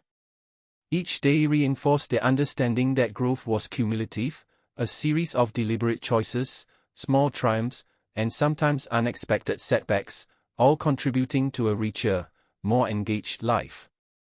At home, Mama settled into a rhythm that balanced learning, creativity, and family life. Roch occasionally acted as a co-experimenter, suggesting small digital tricks or helping troubleshoot minor technical glitches. Their evenings became a blend of shared laughter, collaborative projects, and quiet reflection, moments that nurtured both connection and individual growth. One evening, as Mama experimented with a new digital storytelling tool, she stumbled upon a feature that allowed her to add subtle interactive elements to her project: hyperlinks embedded in images, click-activated text boxes, and short video clips that could be triggered by user interaction. She marveled at the possibilities, imagining a story that was not merely linear but immersive, dynamic, and engaging. Donice called later that evening to discuss collaborative ideas, and the conversation flowed easily, filled with enthusiasm, laughter, and occasional bursts of frustration when certain features proved trickier than expected. Together, they brainstormed scenarios, divided tasks, and encouraged one another to push creative boundaries. Through these sessions, Mama noticed a growing confidence not just in technical skills, but in decision-making, problem-solving, and creative risk-taking. She had begun to embrace uncertainty as a space for experimentation rather than a source of anxiety, a lesson that resonated far beyond the confines of technology. Days blurred into weeks as Mama continued to refine her project. She explored new applications, integrated multimedia elements, and experimented with storytelling techniques, gradually transforming her initial idea into a polished, engaging piece. Along the way, she discovered unexpected joys, capturing subtle emotions in photographs, layering background music to evoke mood, and finding narrative cohesion in seemingly disparate elements. The process itself became a source of satisfaction, an exercise in patience, creativity, and self-expression. Meanwhile, Roch observed her progress with quiet pride. "You're becoming a real digital storyteller," he said one evening, a hint of awe in his voice. Mama smiled, recognizing the deeper truth in his words. The skills she was acquiring were not merely technical, they were expressions of her creativity, resilience, and ability to adapt. She had reclaimed a space in which she could explore, make mistakes, and ultimately succeed, a space that extended beyond the digital classroom into the broader canvas of life. Finally, the day arrived to showcase the completed projects. The community center was alive with anticipation, participants arranging their stations, testing equipment, and offering last-minute encouragement. Mama positioned her presentation prominently, her heart beating with a mixture of excitement and nerves. The audience comprised classmates, instructors, family members, and a handful of curious visitors from the community. As she began her presentation, the narrative unfolded seamlessly, the journey from initial hesitation to technical mastery, the joys and frustrations, the small victories, and the connections forged along the way. Interactive elements engaged viewers, photographs and video clips added depth and dimension, and her narration conveyed humor, insight, and authenticity. The audience responded with laughter, applause, and thoughtful questions, each interaction reinforcing the impact of her story and the value of her efforts. At the conclusion, the room erupted in applause. Mama felt a surge of emotion, pride, relief, exhilaration, intertwined with gratitude for the guidance, encouragement, and camaraderie that had supported her throughout the journey. Dunice joined her afterward, smiling broadly. "You outdid yourself," she said. Mama laughed softly. "We outdid ourselves," she corrected, appreciating the collaborative nature of their creative efforts. Following the event, Mama received multiple messages of appreciation and encouragement from community members, classmates, and friends. Some expressed admiration for her technical proficiency, others for the courage to share personal experiences, and many noted the inspiration her journey provided for continued learning, regardless of age. In the days that followed, Mama noticed subtle shifts in her own perception of life. She approached tasks with creativity, embraced challenges with patience, and explored opportunities with curiosity and courage. Her household routines, interactions with Roch, and participation in community activities were all enriched by the skills, confidence, and perspective she had cultivated through her digital learning journey. One afternoon, as she reflected on her experiences, Mama realized that the process of learning had become a metaphor for life itself, a continuous cycle of curiosity, experimentation, failure, adjustment, and triumph. The digital projects, once a source of apprehension, had become a lens through which she could explore, express, and connect with the world. Roch, observing her thoughtful expression, remarked, "You're glowing more than ever." Mama laughed, the warmth of his words mingling with the satisfaction of accomplishment. "Perhaps," she admitted, "this is what happens when you let curiosity lead the way." The neighborhood, too, seemed to respond to her transformation. Neighbors greeted her with renewed warmth, casual conversations acquired a richer depth, and small interactions carried a sense of connection and understanding that transcended ordinary routines. Life, Mama realized, had become a series of invitations to explore, to create, to connect, and to embrace the unexpected. Even as she continued to refine her skills, undertake new projects, and share her experiences with others, Mama remained grounded in the simple, enduring joys of daily life. Morning walks with Rog, shared laughter over dinner, the quiet beauty of sunsets, and the satisfaction of small accomplishments all contributed to a sense of balance, fulfillment, and presence. Looking ahead, Mama envisioned new possibilities, workshops she might teach, collaborations she could pursue, and stories she could tell that blended creativity, technology, and personal experience. The journey, she understood, was ongoing, infinite in its potential, and rich with opportunities for growth, discovery, and connection. As evening fell and the neighborhood settled into quietude, Mama sat with her notebook in hand, recording reflections, sketching ideas, and savoring the moment. She felt gratitude for the supportive community, the challenges that had tested her, the successes that had fueled her confidence, and the simple joys that made life meaningful.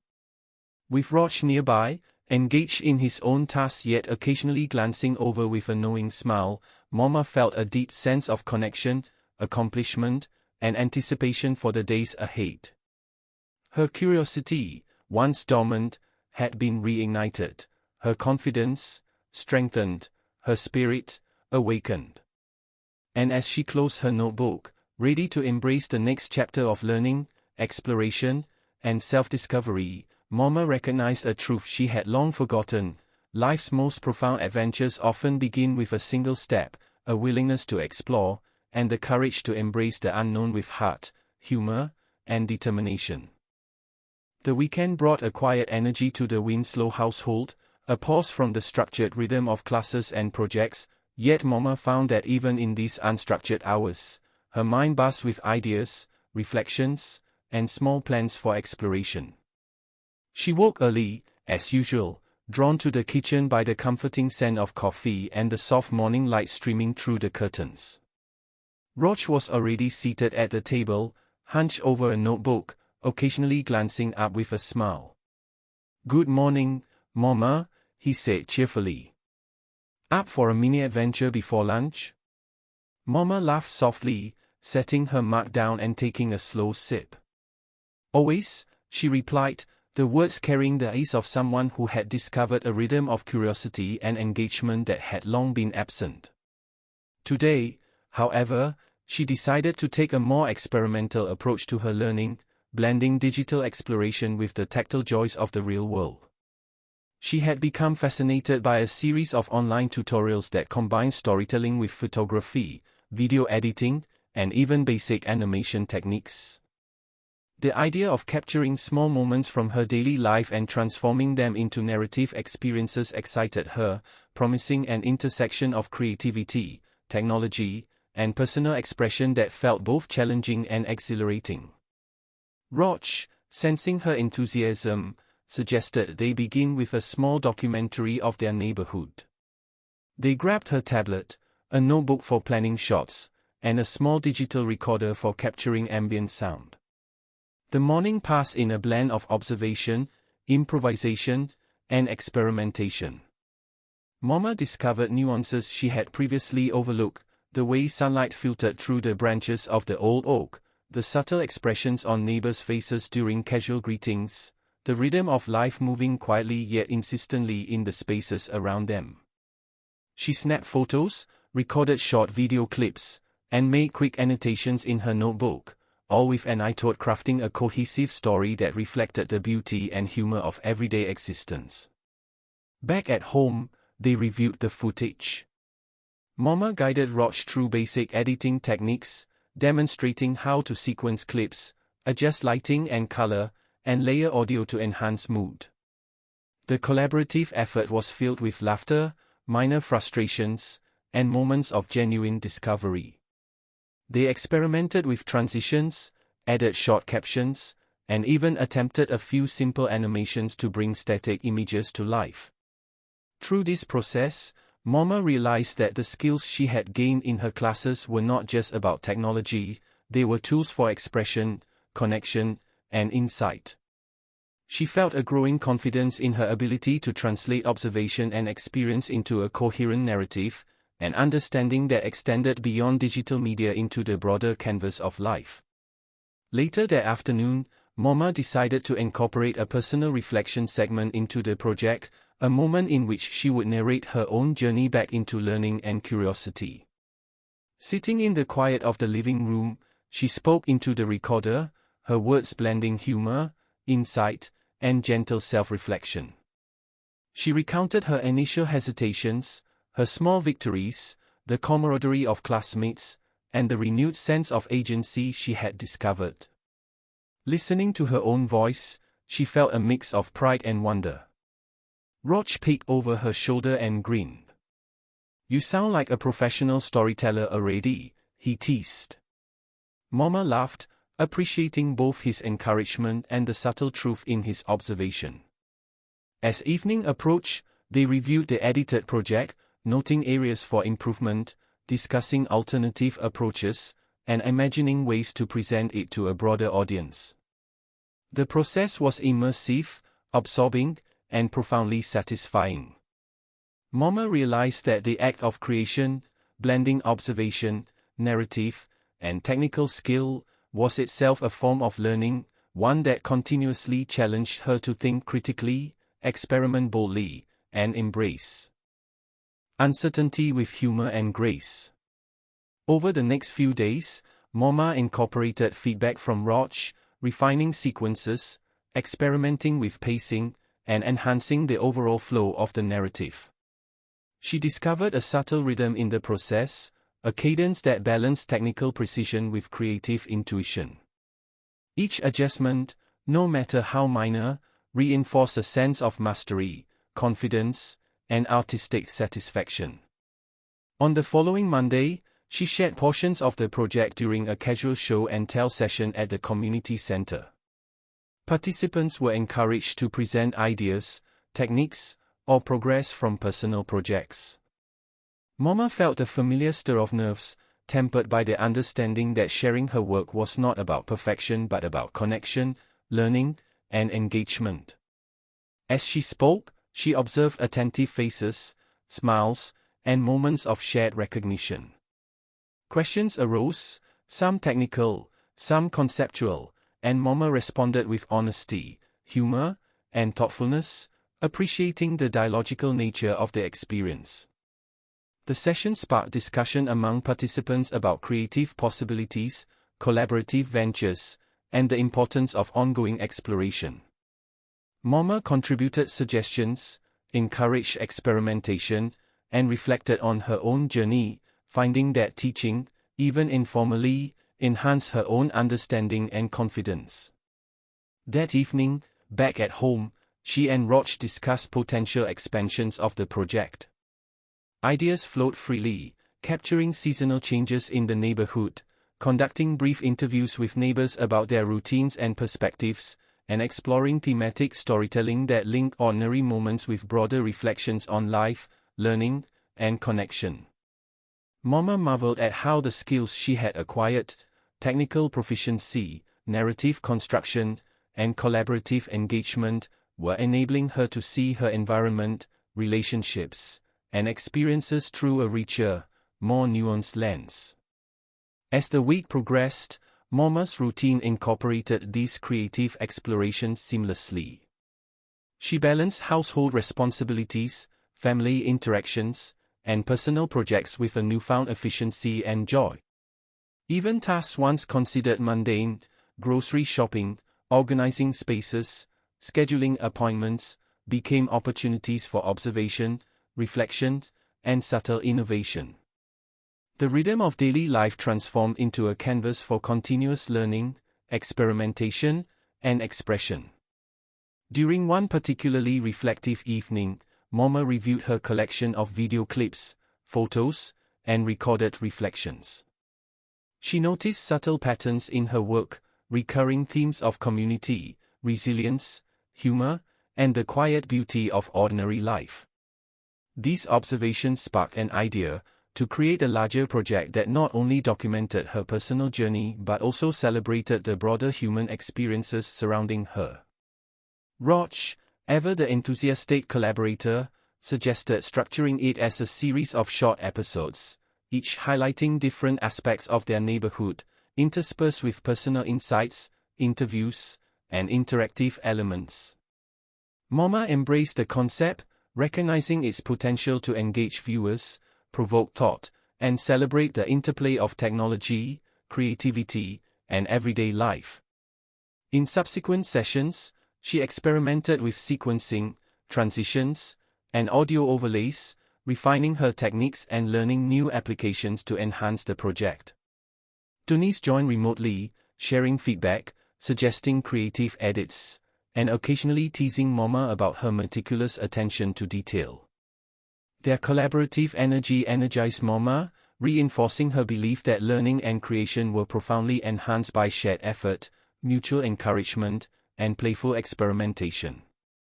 Outside the digital realm, MoMA noticed that her confidence and curiosity permeated other aspects of life. Conversations with neighbors became more engaged, interactions with family more attentive and reflective, and even casual walks revealed layers of detail she had previously overlooked. She observed how technology and creative practice were not merely tools but extensions of perception, enabling her to approach everyday experiences with intentionality, humor, and insight. One afternoon, while reviewing footage for her ongoing neighborhood project, MoMA captured an unplanned moment, a stray cat weaving gracefully among flowerbeds, a child laughing at a small fountain, the golden light of late afternoon illuminating a mural newly painted on a brick wall. These spontaneous snapshots reminded her that learning, creativity, and attention to detail often converge in unanticipated moments of beauty and humor. Roch, observing these clips, remarked, "It's like you're seeing the world in high definition, MoMA." She laughed, acknowledging the truth in his words.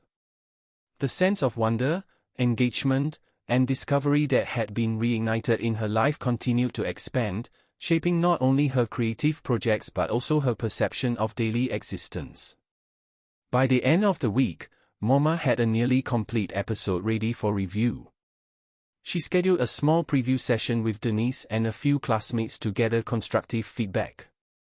The session was lively, filled with laughter, suggestions, and thoughtful discussion. MoMA integrated their insights, refining transitions, enhancing audio balance, and adjusting narrative pacing to ensure clarity and engagement. The collaborative process reinforced a vital lesson: creativity, learning, and growth flourish in dialogue, exchange, and shared experience. That night, after the feedback session, MoMA sat quietly in her study, notebook open, reflecting on the journey from tentative beginner to confident creator.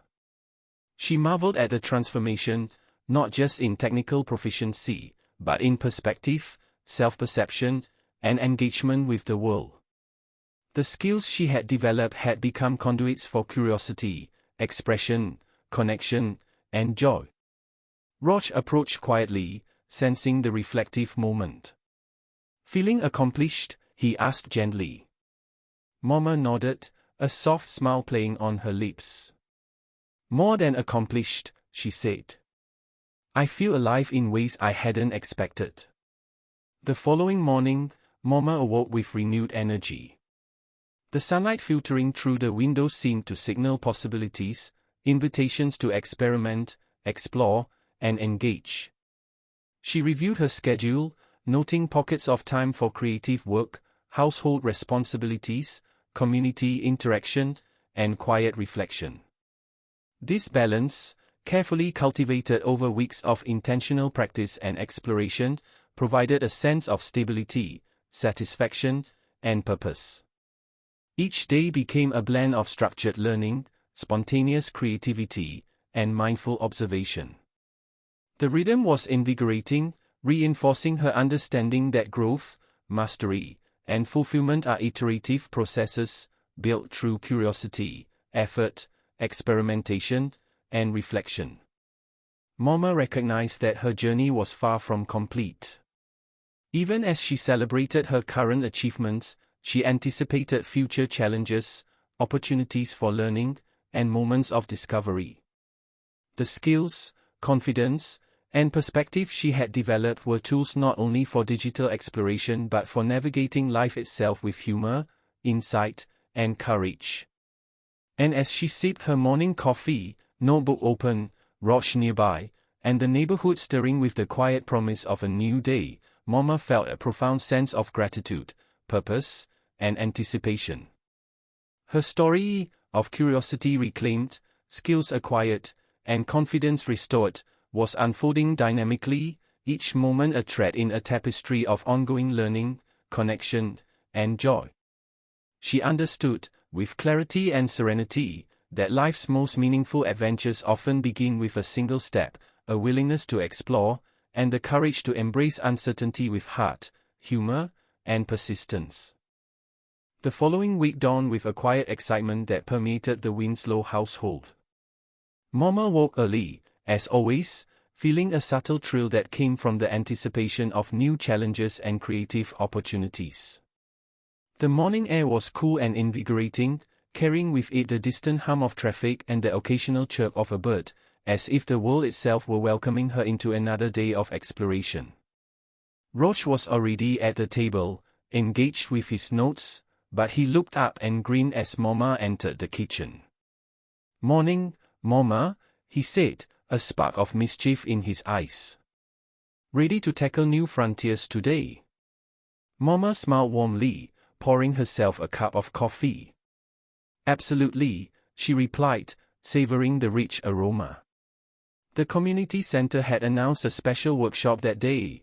Participants were to experiment with storytelling through digital animation, an opportunity to expand upon skills they had been developing over the past several weeks. Mama felt a mixture of excitement and apprehension. Animation had always seemed daunting, an intricate dance of timing, precision, and technical fluency. Yet the thrill of possibility outweighed hesitation, and she approached the day with curiosity and determination. Upon arrival, the instructor welcomed participants, outlining the objectives and demonstrating basic animation techniques. They would be using simple software to create short, animated sequences that could accompany their existing projects or stand alone as miniature stories. Mama's heart raced with anticipation. She had never considered herself an animator, but the idea of bringing static images to life through motion felt both magical and empowering. Dunice arrived shortly after, greeting her with enthusiasm. "Ready to make some magic?" she asked, eyes twinkling with amusement. Mama nodded, feeling a surge of energy. "Let's do it," she replied. They began by exploring basic tools, moving objects across a frame, adjusting timing, and experimenting with layers. Mama discovered that animation, much like other digital endeavors, required patience, attention to detail, and a willingness to embrace trial and error. Early attempts were awkward. Objects shifted unpredictably, timing felt off, and certain sequences failed to produce the intended effect. Yet, with guidance from the instructor and encouragement from Dunice, Mama persisted. She learned to anticipate how slight adjustments in positioning and timing could dramatically alter the narrative flow, and gradually, the pieces began to coalesce. As the morning progressed, Mama's confidence grew. She combined images from her neighborhood project with subtle movements, swaying branches, flowing water, playful gestures from captured video clips. Even small animations, once completed successfully, brought a profound sense of accomplishment. Dunice experimented alongside her, offering suggestions, laughing at shared mishaps, and celebrating each minor triumph. The collaboration fostered an atmosphere of creativity, curiosity, and mutual support, reinforcing lessons Mama had internalized over the past weeks, that learning is iterative, community amplifies growth, and persistence often yields remarkable rewards. During a break, participants shared their progress informally. Mama presented a brief sequence, integrating animated elements with a short narrative overlay. Classmates offered praise, questions, and constructive suggestions. A few encouraged her to add sound effects or background music, and Mama embraced the feedback enthusiastically, viewing each suggestion as an opportunity to refine her craft. Roch, observing via a video call from home, expressed admiration. "Mama, that's incredible," he exclaimed. "You're transforming ordinary moments into something extraordinary." Mama laughed softly, appreciating both his encouragement and the tangible proof of her own capability. The afternoon session focused on refining sequences, adding layers, and experimenting with more complex timing. Mama faced moments of frustration as certain effects failed to execute properly or sequences became misaligned. Yet each challenge was met with determination, a willingness to step back, troubleshoot, and approach the problem with renewed focus. In this process, she noticed a pattern, that setbacks were not failures but essential components of mastery, opportunities to develop resilience, problem-solving skills, and a nuanced understanding of the tools at her disposal. By the end of the workshop, Mama had completed a short animated sequence that incorporated neighborhood imagery, personal reflection, and subtle narrative motion. She felt a swell of pride, recognizing not only the technical accomplishment but also the story it conveyed, a narrative of curiosity, persistence, and creative expression. Denise reviewed her work, nodding approvingly. "You've created something truly special," she said, a hint of wonder in her voice. Mama smiled, feeling the warmth of validation, yet understanding that the true reward lay in the act of creation itself, the journey from hesitation to execution, and the joy of exploring uncharted territory. That evening, back home, Mama reviewed her sequence with Roch. They discussed possible enhancements, layering ambient sounds, integrating text overlays, and experimenting with timing adjustments to heighten narrative impact. The session was collaborative, playful, and deeply satisfying. Each minor adjustment sparked discussion, laughter, and creative insight, further reinforcing the notion that learning, particularly creative learning, is most meaningful when shared and iteratively refined. Over the following days, Mama dedicated time to expanding the animated sequence into a fuller project, incorporating multiple scenes, transitions, and interactive elements. She discovered new software functionalities, experimented with creative techniques, and gradually developed a workflow that balanced precision with spontaneity, structure with experimentation. Each edition enriched the narrative, revealing new possibilities for expression and deepening her engagement with the digital medium. Concurrently, Mama observed changes in her broader daily life. Tasks once routine, meal preparation, household organization, errands, began to acquire a subtle dimension of creativity and intentionality. She applied principles learned in her digital work to problem-solving in everyday contexts, sequencing steps, optimizing efficiency, and experimenting with novel approaches. The integration of technical skills and creative mindset extended beyond screens and devices, influencing perception, interaction, and decision-making in the tangible world. At the community center, participants continued to share progress, experiment collaboratively, and offer feedback. Mama contributed insights, shared techniques she had discovered, and encouraged classmates to embrace both curiosity and persistence. These exchanges fostered a culture of mutual support and inspiration, reinforcing the understanding that growth is both individual and communal, enriched by dialogue, observation, and shared effort. One afternoon, while experimenting with sound integration for her animated sequence, Mama captured the gentle rustle of leaves outside, the distant laughter of children playing, and the subtle cadence of footsteps on pavement. These ambient sounds, once unnoticed, became integral components of her narrative, adding depth, texture, and emotional resonance. She realized that learning to observe, record, and interpret the environment was as crucial to creative expression as mastering technical functions. Roch, observing her attentiveness, remarked, you're noticing everything differently now. Mama nodded, acknowledging the truth in his words. The digital tools had not only enhanced her technical skills but also sharpened her perception, deepened her engagement with her surroundings, and heightened her appreciation for subtle details often overlooked. As the animated project neared completion, Mama reflected on the trajectory of her journey, from tentative exploration to technical proficiency, from initial hesitation to confident expression, from solitary effort to collaborative creation. Each stage had brought unique challenges, lessons, and rewards.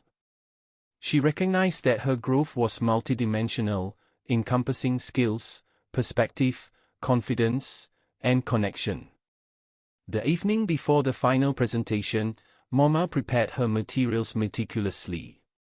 She rehearsed her narrative, adjusted timing, reviewed audio integration, and ensured that each sequence conveyed the intended emotional resonance. The process was immersive, requiring focus, patience, and creativity. Yet it was also profoundly fulfilling, a synthesis of months of learning, experimentation, and reflection. On the day of the presentation, the community center buzzed with anticipation.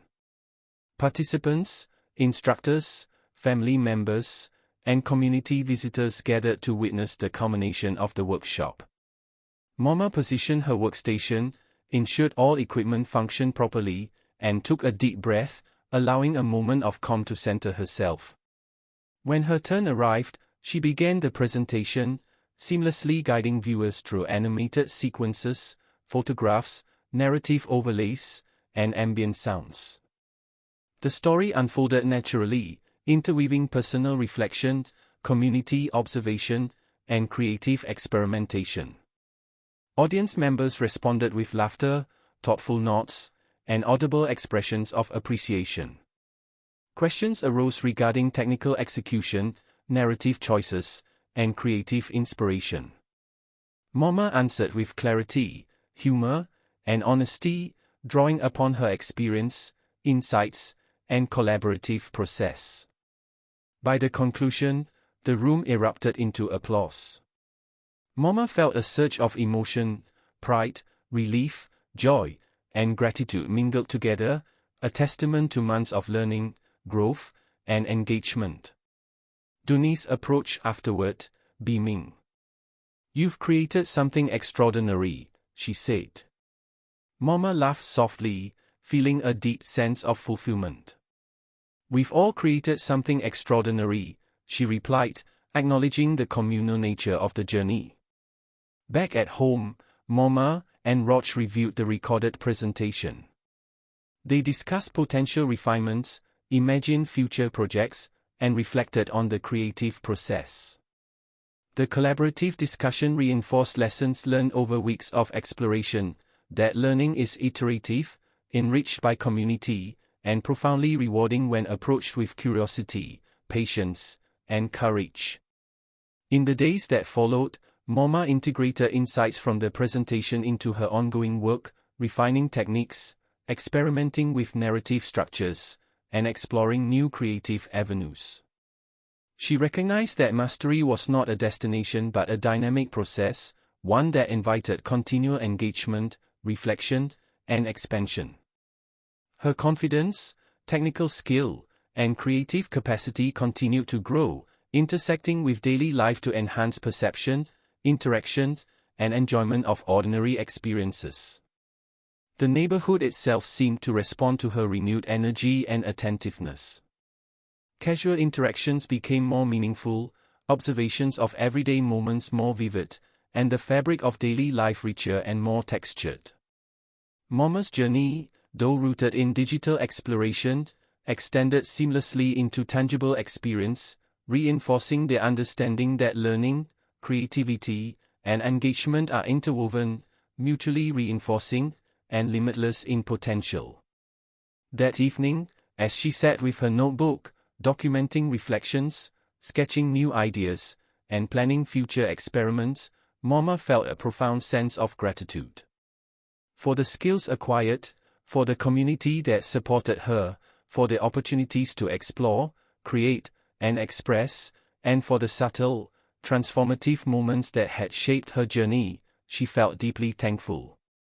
Roch, sensing her contemplative mood, offered a warm smile. "What's next, Mama?" he asked. She laughed softly, considering the endless possibilities. "What's next is everything," she replied, recognizing that her curiosity, confidence, and capacity for exploration had been fully awakened. Life, she realized, was a continuous adventure, a dynamic interplay of learning, creativity, observation, and connection, and she was ready, more than ready, to embrace each moment with heart, humor, and determination. The week that followed the animation presentation brought with it a new rhythm, a flow that blended creativity, learning, and daily life into a harmonious cadence that Mama had come to cherish. She awoke early, as was her habit, to the gentle light of dawn filtering through the curtains. Roch was already at the table, scribbling notes and occasionally glancing up with a grin. "Morning, Mama," he said, a sparkle of curiosity in his eyes. "Got plans for another creative day?" Mama smiled, pouring herself a cup of coffee. "Absolutely," she replied, savoring the warmth and aroma that seemed to anchor the start of her day. Today's agenda, she decided, would focus on expanding her storytelling skills into the realm of interactive media. The idea had been percolating in her mind since the animation workshop, and she was eager to experiment with branching narratives, clickable elements, and subtle decision points that allow viewers to explore different aspects of her story.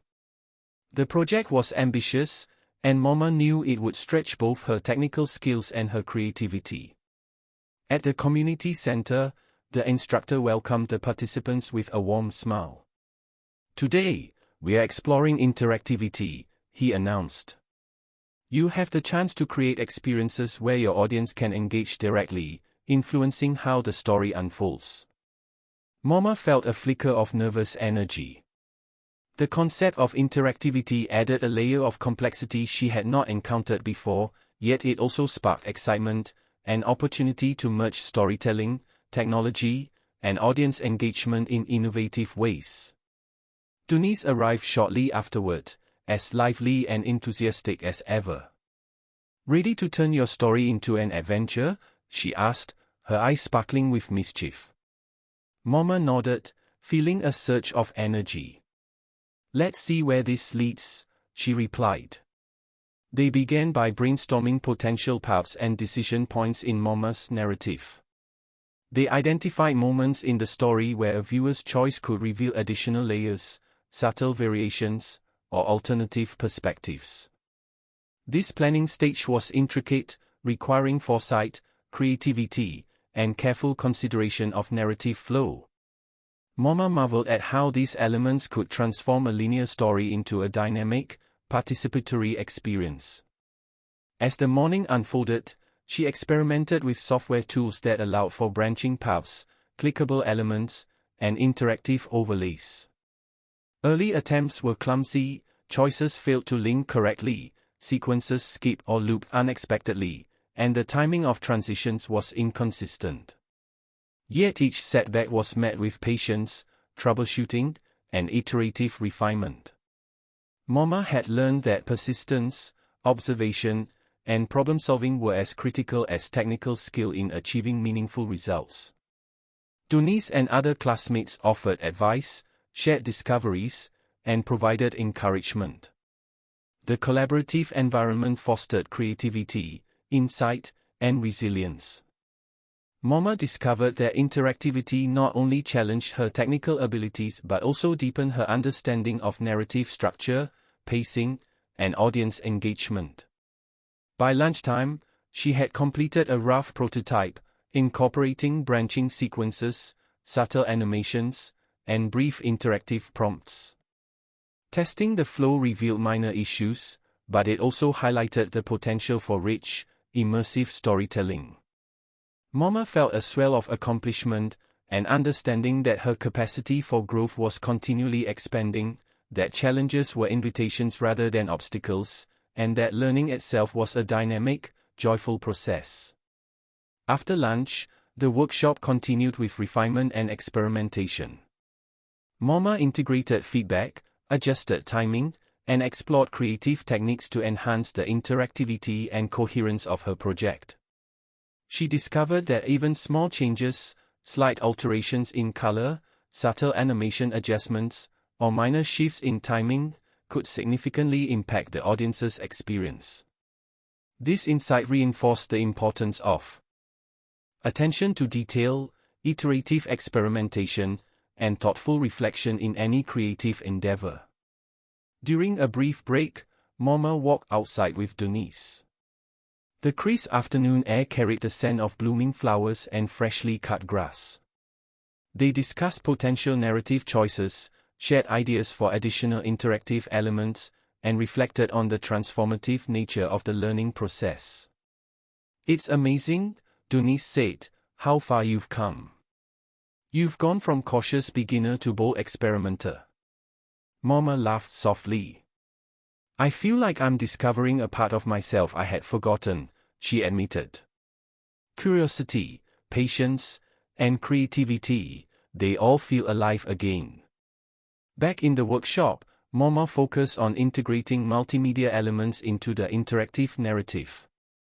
She combined photographs, short video clips, and audio reflections with clickable segments that allow viewers to explore different perspectives on her journey.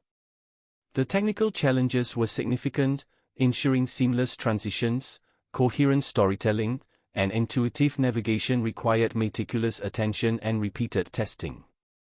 Yet with each iteration, the project became more cohesive, immersive, and expressive. Roch, who had been following her progress remotely, occasionally chimed in with suggestions. "Try adjusting the timing here," he said during a video call, "so the sequence feels smoother and the viewer has time to absorb the choice they've made." Moma implemented the adjustment, noting the subtle but powerful effect on the narrative flow. She marveled at how collaboration, feedback, and observation could elevate creative work beyond what she could achieve alone. By late afternoon, the interactive project was nearly complete. Moma felt a sense of quiet satisfaction, recognizing the months of learning, experimentation, and personal growth that had culminated in this moment. She reflected on the journey from initial hesitation, through incremental skill acquisition, to confident, creative expression. The project was more than a technical exercise, it was a testament to resilience, curiosity, and the enduring capacity for growth at any stage of life.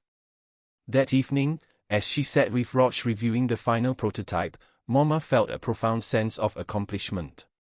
They explored the interactive paths together, testing choices, animations, and audio cues.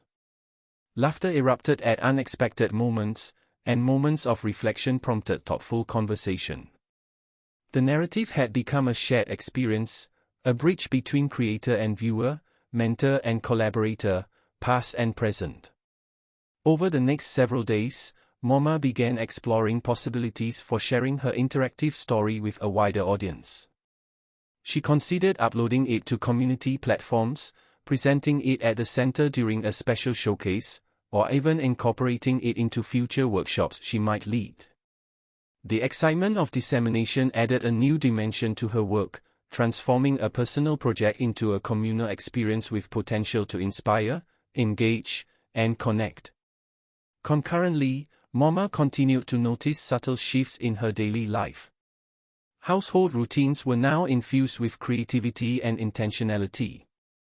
She approached cooking with experimentation, organized spaces with design principles, and approached errands as opportunities for observation, reflection, and engagement. Her interactions with neighbors, friends, and family were marked by attentiveness, humor, and insight. The skills cultivated through digital storytelling and interactive media had become integrated into her perception, expression, and engagement with the world.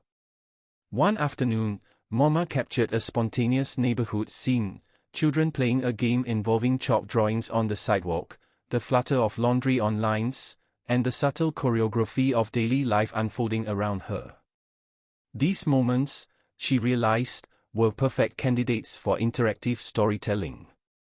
By embedding choice points that allowed viewers to focus on different aspects, she could create an immersive, layered experience that reflected both the ordinary and extraordinary dimensions of life. Donice joined remotely to brainstorm additional ideas. They discussed incorporating audio reflections, minor animations, and subtle visual cues to guide viewer attention. The conversation was lively, creative, and filled with laughter, moments of frustration, and bursts of insight.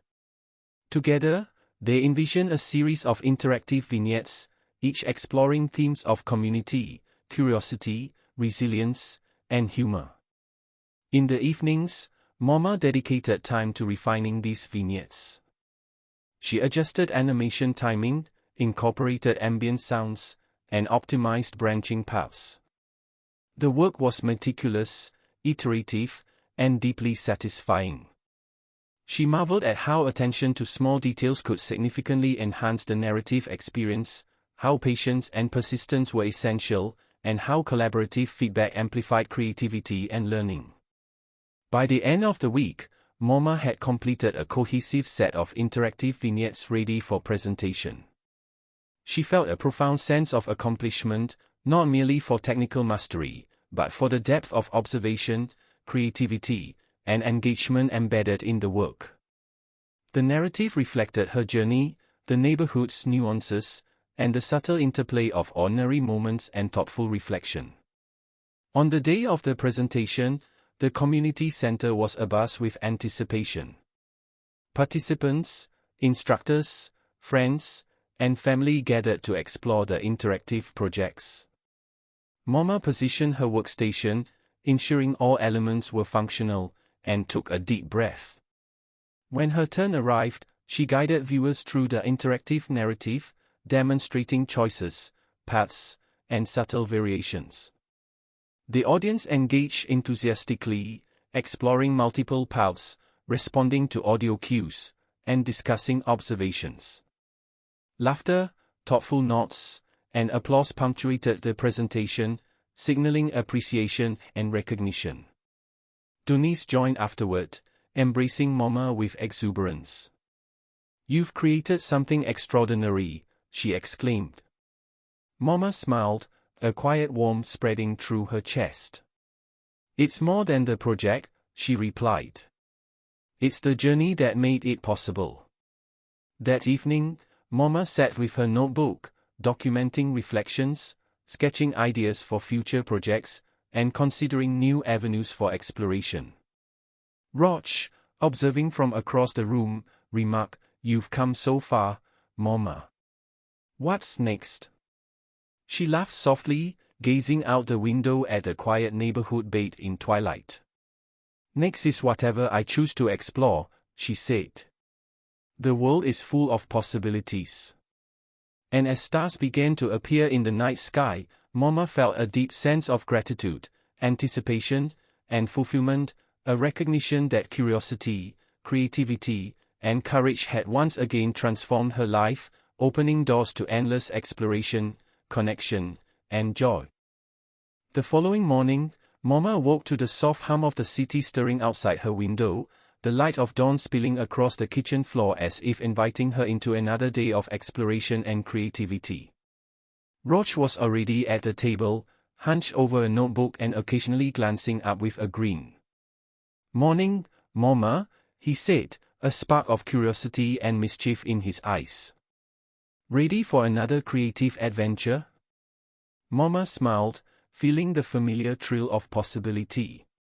"Always," she replied, pouring herself a cup of coffee, savoring the warmth and the quiet anticipation of the day ahead. Today, she had decided to focus on a new aspect of her storytelling, integrating community voices into her interactive narrative. The idea had come to her in a moment of reflection the previous evening. She realized that while her observations and experiences were rich, the perspectives, stories, and humor of her neighbors could add depth, authenticity, and texture to the project. With Roger's encouragement, she prepared a list of potential interview questions, designed to be playful, reflective, and open-ended. These questions ranged from the light-hearted, "What's the most amusing thing you've witnessed in the neighborhood?"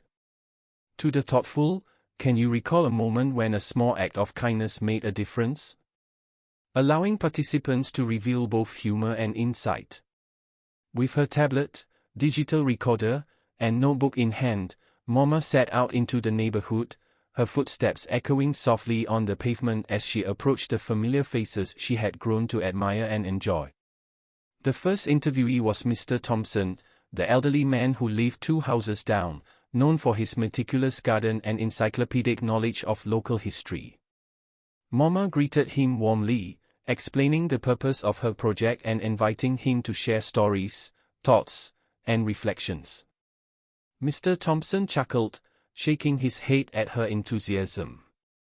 "You've got quite the curiosity, young lady," he said. "I suppose I can indulge your questions."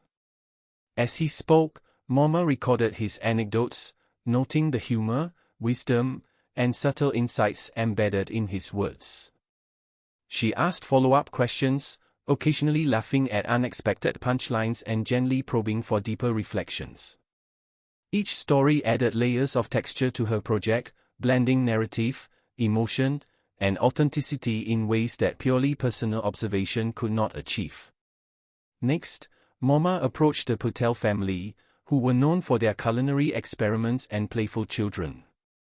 The parents eagerly participated, sharing humorous incidents, small triumphs, and moments of everyday challenge.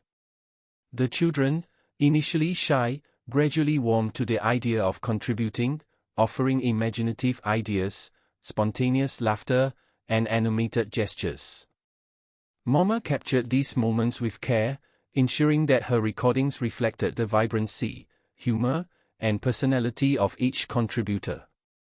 The process was immersive and energizing, revealing new dimensions of her neighborhood, her own curiosity, and the potential of storytelling as a means of connection. Over the course of the day, Mama conducted several more interviews, each session offering distinct voices, perspectives, and humor. She found herself not only gathering material for her project but also deepening her understanding of the interplay between observation, empathy, and narrative craft. Recording, listening, and interacting became both a technical and emotional exercise, demanding patience, attentiveness, and creative flexibility. By evening, Mama returned home, her recorder brimming with stories, laughter, and insights. Roch was waiting eagerly. "So, how was the fieldwork?" he asked, a gleam of curiosity in his eyes. Mama laughed softly. "Eye-opening," she replied. "And hilarious at times." They spent the evening reviewing recordings, transcribing key moments, and selecting excerpts to integrate into her interactive project. The process required careful editing, attention to pacing, and consideration of narrative flow. Mama experimented with blending audio clips with visual elements, timing animations to match laughter, gestures, and storytelling rhythm, and incorporating subtle interactive cues that allowed viewers to explore multiple perspectives. As she worked, she noticed the ways in which the integration of community voices enriched her narrative. The humor of children, the wisdom of elders, the quirky anecdotes of neighbors, all combined to create a layered, immersive experience that celebrated both individuality and shared humanity. Donice called later in the evening, eager to hear about Mama's progress. "You've been busy," she exclaimed. Mama laughed, summarizing her interviews and describing the process of weaving community input into her interactive story. Donice offered suggestions, adding subtle background sounds to evoke environment, highlighting key gestures in animations, and experimenting with branching paths to allow viewers to follow different neighborhood stories. Together, they brainstorm ideas, laugh over imagined scenarios, and considered playful ways to enhance engagement. The next day, Moma returned to the community center to continue work on integrating these new elements. She experimented with audio synchronization, layering background sounds, and optimizing branching sequences to accommodate multiple perspectives. The work was meticulous, iterative, and deeply rewarding. Each successful integration reinforced her growing confidence, technical skill, and understanding of narrative complexity. Over the following days, Moma refined her project further. She discovered that subtle adjustments, shifting a clip's timing by half a second, layering faint ambient noises, or emphasizing a gesture in animation, could dramatically alter the audience's experience. The cumulative effect of these refinements was a project that felt alive, dynamic, and deeply connected to the lived reality of the neighborhood she had come to observe and cherish. Roch, ever attentive, occasionally offered insights and feedback. "I like how this sequence flows," he remarked one afternoon, "but maybe the viewer should have a choice here to hear the child's anecdote or Mr. Thompson's reflection." Moma nodded thoughtfully, adjusting the branching sequence to accommodate his suggestion. She realized that collaboration, listening, testing, refining, was as integral to creative success as technical skill or inspiration. In the evenings, Moma continued to explore thematic elements, experimenting with humor, tension, and reflective moments. She discovered that the interplay between laughter and insight, levity and contemplation, created a more engaging and emotionally resonant experience for viewers. The process of balancing these elements became an exercise in subtlety, patience, and creative judgment, reinforcing her growth as both a storyteller and a perceptive observer of human behavior. One afternoon, she captured a spontaneous scene, a neighbor chasing after a runaway dog, laughter echoing down the street, gestures exaggerated by surprise and delight. Moma paused, recording both video and ambient sound, noting how the moment encapsulated humor, community, and the unpredictable charm of everyday life. She incorporated the footage into her interactive project, designing branching choices that allowed viewers to follow the dog's path, the neighbor's reaction, or the ambient sounds of the street. The result was playful, immersive, and deeply satisfying, a miniature narrative that celebrated spontaneity and human connection. As the week progressed, Moma continued integrating recordings, animations, and interactive elements. She experimented with sequencing, pacing, and timing, ensuring that each component contributed meaningfully to the narrative while maintaining coherence and engagement. Dunice joined remotely for a collaborative session, offering feedback and suggestions. Together, they explored creative approaches, tested alternative sequences, and refined interactive cues, transforming the project into a richer, more polished experience. By the end of the week, Moma had completed a fully integrated interactive narrative, blending neighborhood voices, personal reflection, humor, and observation. The project was dynamic, immersive, and layered, inviting viewers to explore multiple perspectives and engage with the story in a participatory way. The culmination of this work was both technical mastery and a deeply satisfying act of creative expression. On the day of the presentation, the community center was filled with anticipation. Participants, family members, and neighbors gathered, curious to engage with the interactive projects. Moma positioned her workstation, tested sequences, and took a deep breath, allowing a moment of calm to settle over her. When her turn arrived, she guided viewers through the narrative, demonstrating interactive elements, branching choices, and immersive sequences.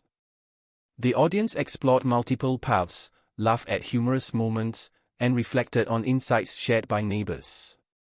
Questions arose about technical execution, narrative decisions, and creative inspiration. Moma responded with clarity, humor, and thoughtfulness, drawing upon her experiences, insights, and collaborative efforts. The response was overwhelmingly positive. Laughter, applause, and thoughtful discussion filled the room, signaling appreciation, recognition, and engagement. Donice embraced Mama afterward. "You've created something extraordinary," she said, her eyes shining. Mama smiled, a deep warmth spreading through her chest. "It's more than just a project," she replied. "It's the journey that made it possible." That evening, back at home, Mama sat with her notebook, documenting reflections, sketching ideas for future projects, and contemplating the next phase of her creative journey. Rog, observing from across the room, asked softly, "What's next, Mama?" She laughed, gazing out the window at the quiet neighborhood bathed in twilight. "Next," she said, "is everything we can imagine." And as the stars began to appear in the night sky, Mama felt a profound sense of gratitude, fulfillment, and anticipation, a recognition that curiosity, creativity, and courage had transformed her life and that the possibilities ahead were boundless, limited only by imagination, persistence, and the willingness to explore.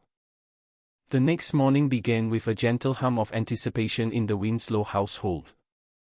Mama awoke before dawn, as had become her habit, savoring the quiet, reflective moments that preceded the bustle of the day. The first light of morning filtered through the curtains, painting the kitchen in soft golds and warm embers. Rog was already seated at the table, pencil in hand, scribbling ideas in a notebook, his occasional glances up accompanied by a smile of shared excitement. "Morning, Mama," he said. "Are you ready for today's adventure?" Mama returned his smile, filling her coffee cup with a deep sense of calm anticipation. "Absolutely," she replied, savoring the aroma of the brewing coffee, the comforting warmth in her hands, and the subtle thrill of possibility that lingered in the air. Today was different from prior sessions at the community center. The instructor had announced a collaborative storytelling challenge. Participants would pair up or form small teams to create short multimedia projects in which each member contributed ideas, images, audio, and narrative elements, resulting in a cohesive story that reflected collective creativity. Mama felt a spark of both excitement and mild apprehension. Collaborative projects introduce unpredictability. The interplay of personalities, creative visions, and technical styles could either enhance the experience or create friction. Yet she had grown in confidence over the previous months, and she approached the opportunity as another chance to explore, learn, and connect. Donice joined Mama at the center, grinning broadly. "Ready to combine forces?" she asked. Mama laughed softly. "Let's see what we can create together," she replied. They paired with another participant, Marcus, a young man with a keen eye for composition and an infectious sense of humor. The three of them began by brainstorming themes, ideas, and narrative possibilities. They wanted a story that captured the essence of the neighborhood, infused with humor, observation, and subtle moments of reflection.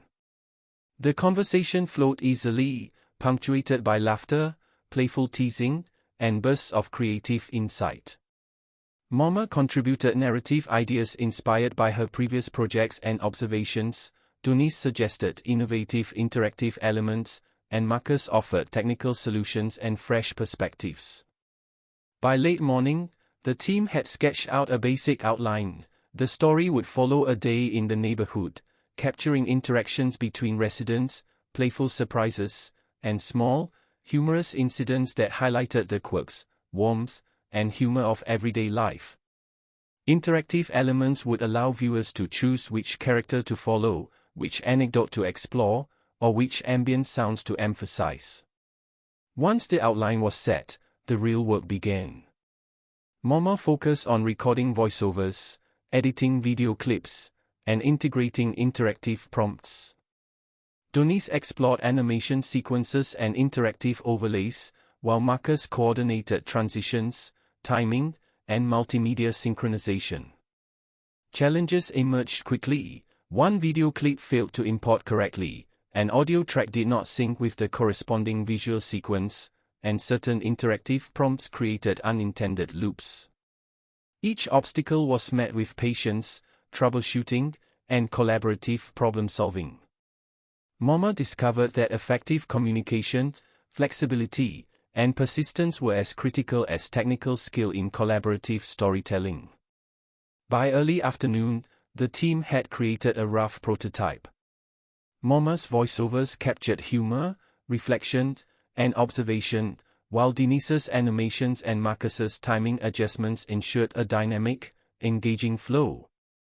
They tested interactive elements repeatedly, refining transitions, adjusting audio balance, and enhancing visual cues. The collaborative process revealed new dimensions of creativity, the blending of diverse perspectives, the interplay of humor and reflection, and the value of iterative refinement. During a short break, Momma stepped outside with Roch for a walk. The neighborhood was alive with subtle activity, the laughter of children playing a game, a dog barking at a passing bicycle, neighbors exchanging greetings and news. Momma paused, absorbing the rhythm, patterns, and textures of the environment. She realized how deeply her observational skills had grown, how even fleeting moments could inspire narrative sequences, and how the mundane could be transformed into stories that were both engaging and meaningful.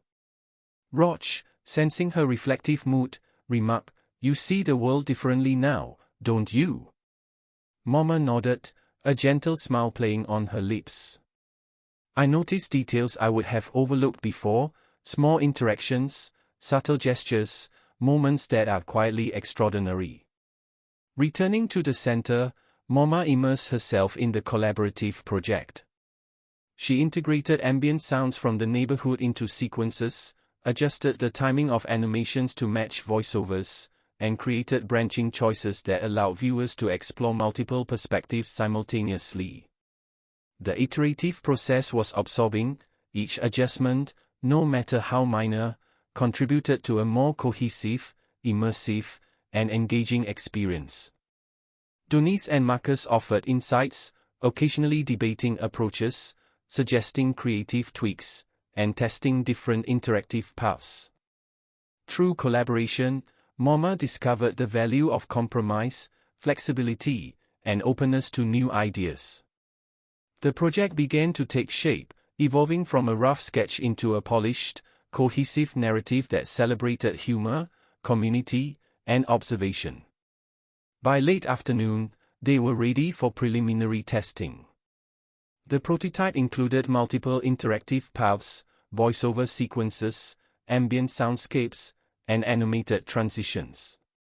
They invited another participant to test the sequence, observing how choices influence narrative flow, timing, and engagement. Adjustments were made based on feedback, highlighting the dynamic, iterative nature of collaborative creative work. As the day concluded, Momma reflected on the process. Collaboration had expanded her understanding of creativity, narrative construction, and technical execution. It had reinforced lessons learned in previous workshops: persistence, observation, experimentation, and openness to feedback were essential for success. More importantly, it reminded her that creativity flourishes not only in solitude but also in dialogue, shared effort, and playful experimentation. The following days were devoted to refining the project. Momma focused on integrating subtle narrative arcs, enhancing the cohesion of interactive elements, and balancing humor with moments of reflection. She discovered that minor adjustments, changing the timing of a voiceover, highlighting a gesture in animation, or resequencing clips, could dramatically affect audience engagement and perception. The iterative process was both challenging and deeply rewarding. Evenings were spent with Roch, testing sequences, discussing pacing, and imagining potential expansions of the narrative.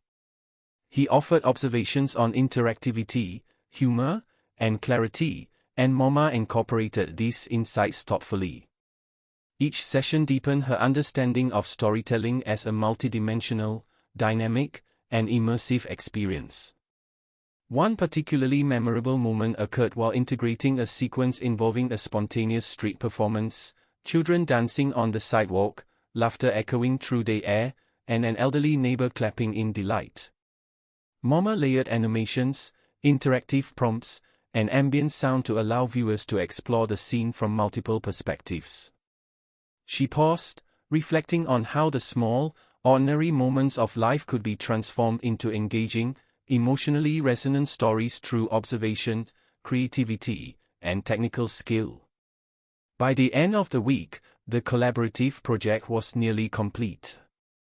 Mama, Dunice, and Marcus meticulously tested each sequence, ensured all interactive paths functioned smoothly, and refined voiceovers for clarity, humor, and pacing. The final result was a dynamic, immersive story that celebrated community, creativity, and everyday life, offering viewers multiple layers of engagement, discovery, and reflection. The day of the final presentation arrived, and the community center buzzed with anticipation. Participants, family members, and neighbors gathered to engage with the projects, curious to explore the interactive narratives created over the past weeks. Mama positioned her workstation carefully, checked audio and video sequences, and took a deep breath, centering herself in the familiar ritual of preparation. When it was her turn, she guided viewers through the interactive story, demonstrating branching paths, interactive prompts, and subtle narrative cues. The audience explored different perspectives, laughed at humorous moments, and reflected on insights shared by neighbors. Questions arose regarding creative choices, technical execution, and collaborative decision-making. Mama responded with confidence, humor, and honesty, drawing upon the cumulative experiences, lessons, and insights she had gathered over months of experimentation and growth. The presentation concluded with enthusiastic applause, laughter, and thoughtful discussion. Dunice hugged Mama tightly, whispering, "You've created something remarkable." Mama smiled, feeling a profound sense of accomplishment that went beyond technical achievement. It was the journey, the growth, the challenges, the collaboration, and the discovery that made the work meaningful. That evening, back at home, Mama reflected quietly in her notebook. She documented lessons learned, creative breakthroughs, and the subtle joys of collaboration. Roch, observing from across the room, asked softly, "So, what's next?" Mama gazed out the window at the quiet neighborhood, bathed in the golden light of sunset. "Next is everything we can imagine," she replied, feeling a surge of gratitude, anticipation, and possibility. And as stars began to appear in the sky, Mama recognized that curiosity, creativity, and courage had not only transformed her projects but also her perception, her engagement with the world, and the very rhythm of her daily life, opening doors to endless exploration, connection, and joy. The following morning, Mama awoke to a quiet sense of anticipation that seemed to vibrate through the Winslow household. The sky was painted in soft hues of lavender and gold, and the gentle rustle of leaves outside hinted at the subtle rhythm of life beginning anew. Roch was already at the table, notebook open and pencil in hand, glancing up with that familiar spark of excitement. "Morning, Mama," he said. "Are you ready for today's adventure?" Mama smiled, savoring the warmth of her coffee and the promise of exploration. "Always," she replied. Today, she had decided to focus on extending her storytelling into the realm of reflective journaling and microdocumentaries, combining her observational skills with the multimedia techniques she had cultivated over recent weeks. The idea was to capture fleeting moments of daily life, integrate personal reflection, and craft short, immersive narratives that blended humor, insight, and community engagement. At the community center, the instructor welcomed participants with a cheerful tone. "Today," he said, "we are exploring microdocumentaries, short, expressive narratives that blend observation, creativity, and reflection. You have the chance to capture the essence of a day, a moment, or an interaction, transforming it into a compelling story. Moma felt a thrill of possibility, tempered by the subtle apprehension that always accompanied new challenges. She understood that microdocumentaries required a precise balance of observation, timing, and narrative clarity, a challenge she was eager to embrace. Donice joined shortly thereafter, her energy and enthusiasm as infectious as ever. Ready to create magic in miniature? She teased. Moma laughed softly, feeling a surge of excitement. Let's see what we can discover today, she replied. They began by walking through the neighborhood, cameras and recording devices in hand, attuned to subtle moments of humor, insight, and human connection. Moma observed interactions between neighbors, gestures of kindness, and the spontaneous expressions of daily life, the way sunlight glinted off a puddle, the laughter of children playing an improvised game, the quiet concentration of someone tending a garden. Each observation was a potential narrative thread, a spark for a microdocumentary that could capture the texture, rhythm, and subtle beauty of the world around them. As the morning unfolded, Moma experimented with camera angles, framing, and audio capture, discovering how small shifts could dramatically alter the perception of a moment. Donice suggested playful experiments, slow-motion sequences, brief time-lapse, and close-up shots to highlight particular details. Moma embraced these ideas, integrating them with her growing technical skill and observational acumen. By lunchtime, they had captured a series of short clips, each representing a microcosm of the neighborhood, an elderly couple sharing a quiet joke, a child discovering a hidden snail, a stray cat weaving between bicycles, the subtle choreography of everyday life unfolding in streets, gardens, and sidewalks. Moma was struck by the richness of ordinary moments and the potential to translate them into narratives that were both engaging and reflective. After lunch, the focus shifted to editing and narrative construction. Moma layered audio reflections, subtle music, and ambient sounds over the video sequences, experimenting with pacing, timing, and emotional resonance. She discovered that even brief microdocumentaries required careful attention to sequencing, visual continuity, and narrative clarity. Each adjustment refined the story, enhancing its impact and expressive depth. Roach joined remotely for guidance and feedback. I love how this scene captures the child's curiosity, he remarked.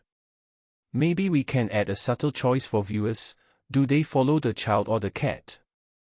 Moma implemented the suggestion, creating an interactive element that allowed viewers to explore multiple perspectives, deepening engagement and reinforcing the narrative's layered complexity. The afternoon was filled with experimentation, collaboration, and iterative refinement. Moma integrated small reflective segments, brief interviews, and spontaneous humor into the microdocumentaries, ensuring that each piece was both authentic and engaging. She discovered that the act of observing, capturing, and reflecting required mindfulness, attentiveness, and creativity, and that the process itself was as valuable as the final product. As the week progressed, Moma continued to expand the collection of microdocumentaries. She experimented with narrative arcs, visual composition, sound design, and interactive elements, each session deepening her skill, confidence, and understanding of storytelling as a multidimensional, dynamic practice. Donice and other participants offered insights, encouragement, and playful challenges, fostering a collaborative environment that enriched the creative process. One afternoon, Moma recorded an unexpected scene, a sudden rain shower that caught a group of children playing outside, laughter echoing as umbrellas flipped and feet splashed through puddles.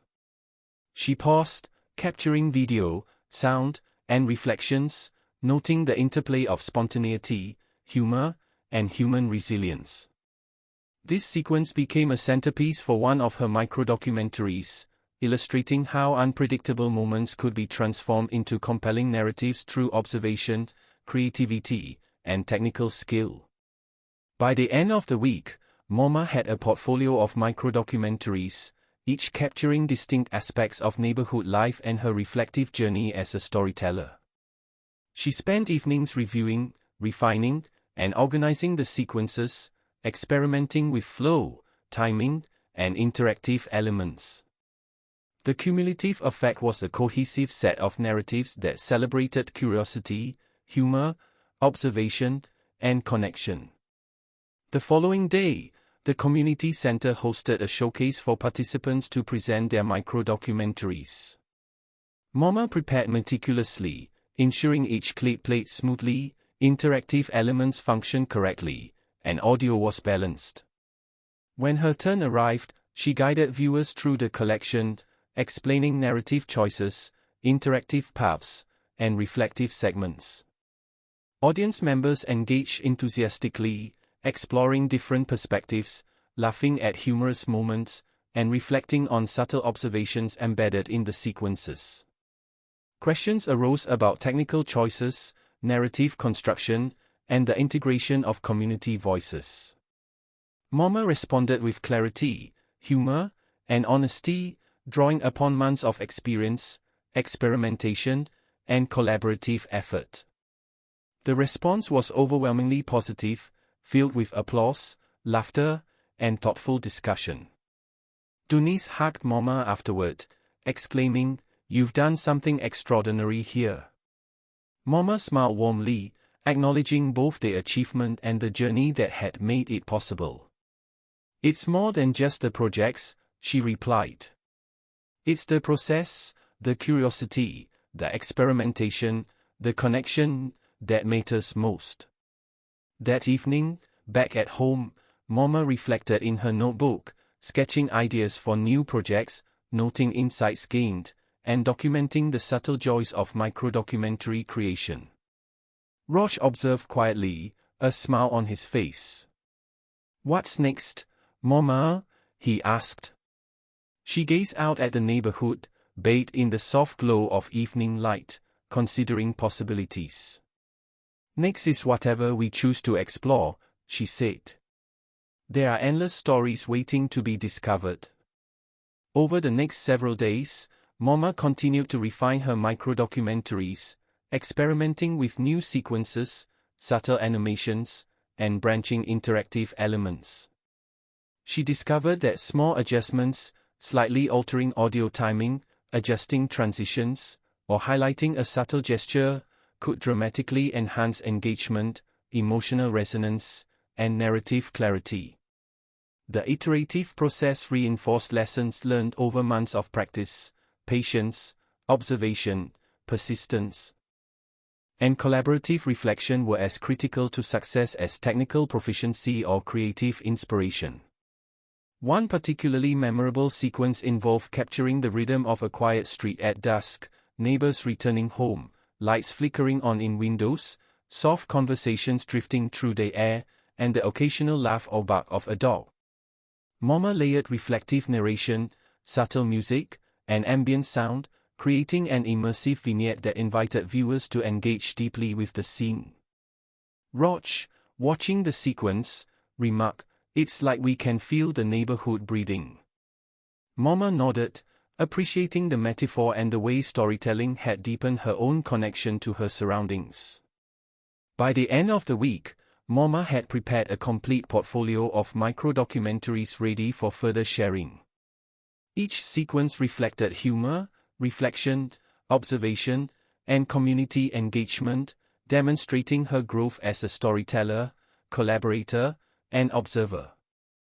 The projects were dynamic, immersive, and emotionally resonant, offering multiple paths for audience exploration and reflection. On the day of the extended showcase, participants, neighbors, friends, and family gathered to experience the micro-documentaries. MoMA presented her work with confidence, demonstrating interactive sequences, reflective narration, and immersive storytelling techniques.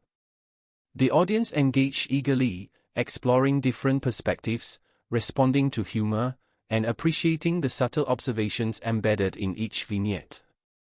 Questions and discussion followed, exploring narrative choices, technical solutions, and creative inspiration. Mama answered with warmth, clarity, and thoughtful humor, drawing upon the cumulative lessons and experiences she had acquired over months of practice. The evening concluded with applause, laughter, and reflection.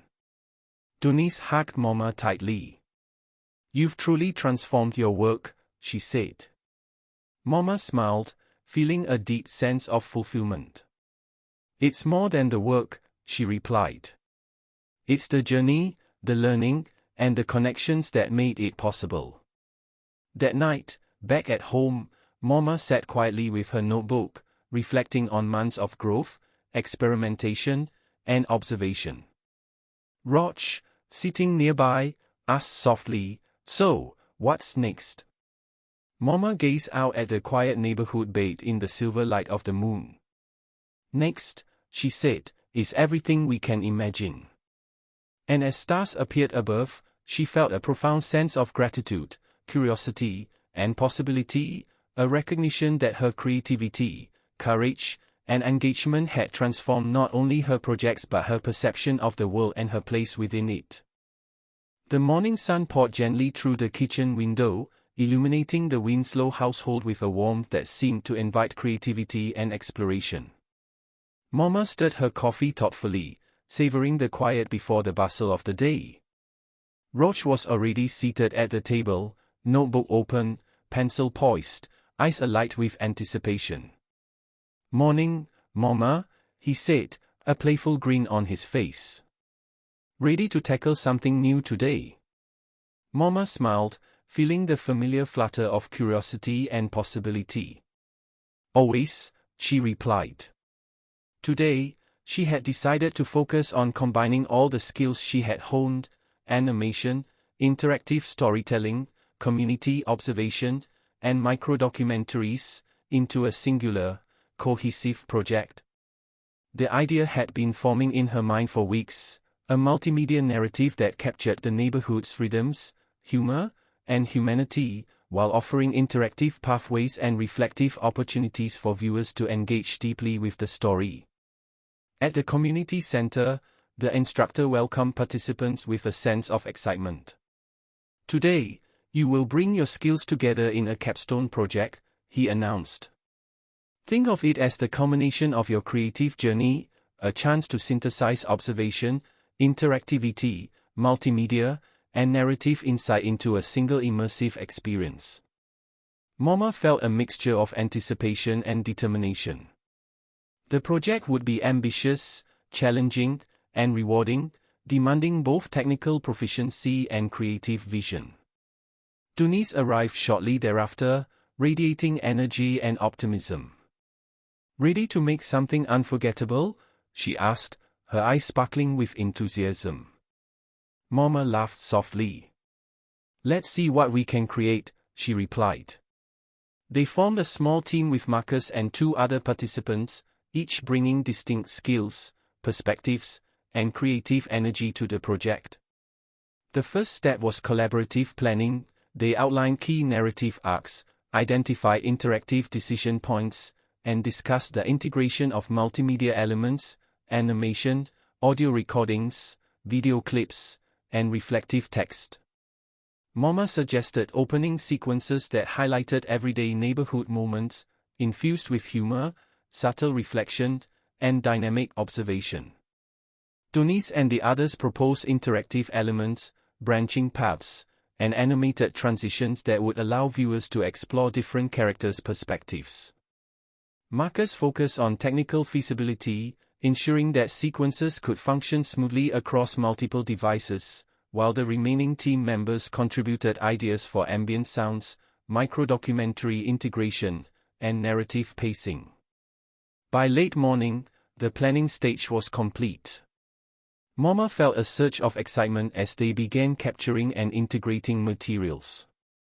She recorded voiceovers, edited video clips, and layered animations over selected scenes. Donice created interactive overlays, Marcus coordinated transitions and sequences, and the rest of the team focused on soundscapes and visual continuity.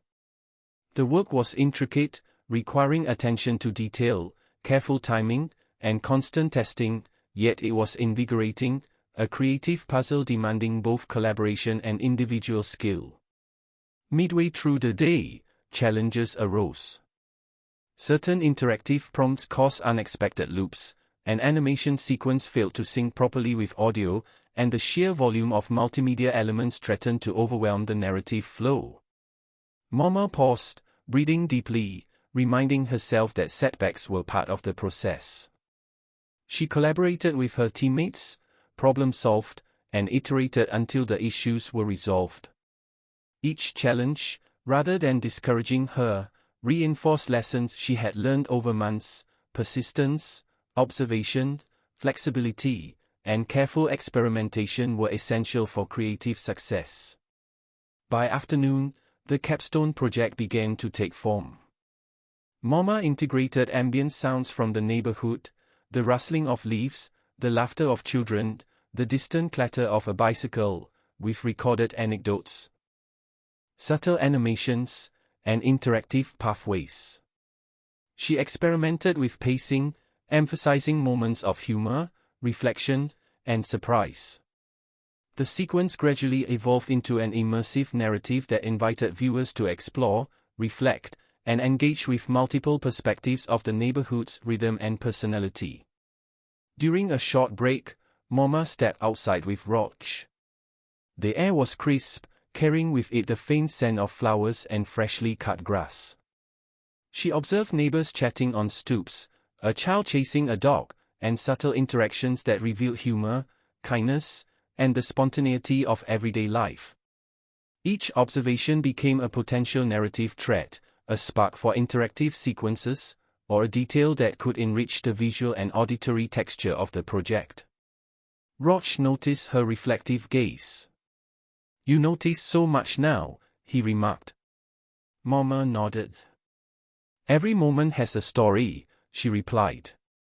"And the smallest details can make a narrative come alive." Returning to the center, Mama focused on integrating these insights. She added branching paths that allowed viewers to follow different characters, subtle animations that highlighted gestures or expressions, and reflective prompts encouraging audiences to consider what they observed and felt. Donice suggested playful interactive elements, like allowing viewers to choose the ambient sound or adjust the pacing of a scene. Mama embraced the idea, experimenting with small variations that enhance engagement and immersion. As the day progressed, the team refined sequences, synchronized animations with audio, and ensured narrative cohesion. Each member contributed feedback, tested paths, and offered creative solutions. Mama discovered that collaboration was not only productive but also transformative. The interplay of ideas, skills, and perspectives elevated the project beyond what she could achieve alone. By late afternoon, the capstone project was nearly complete. Mama, Donice, Marcus, and the rest of the team meticulously reviewed each sequence, adjusted interactive prompts, and balanced audio and visual elements. They tested transitions repeatedly, ensuring that each choice led to a coherent and engaging narrative path. The project became a living mosaic of humor, reflection, observation, and human connection, a culmination of months of learning, experimentation, and creative growth. The final step was the presentation.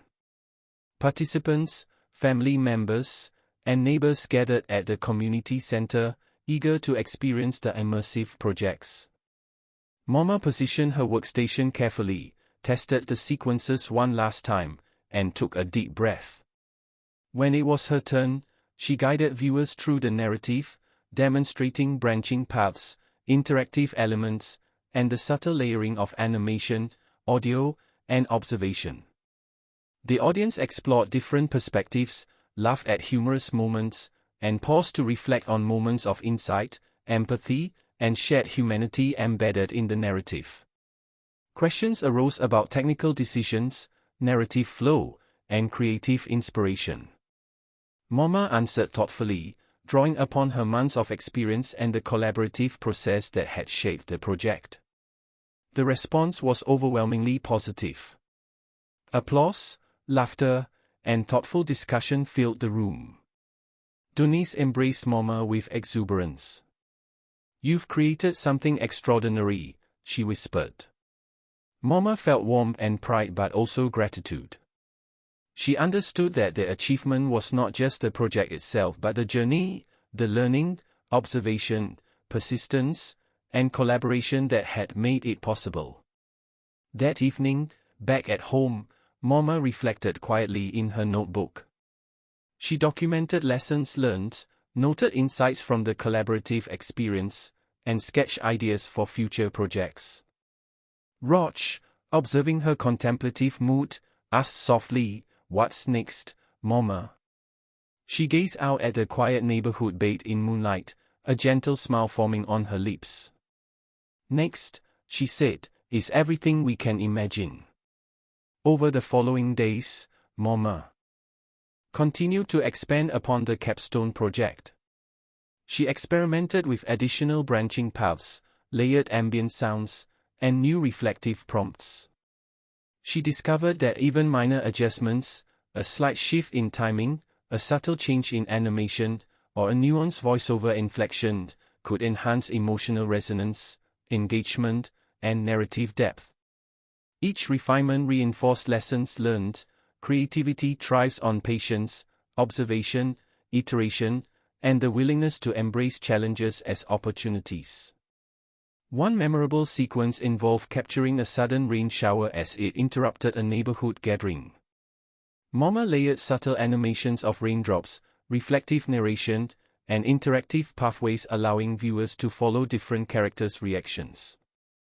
The scene became both humorous and reflective, illustrating resilience, spontaneity, and the beauty of shared experiences.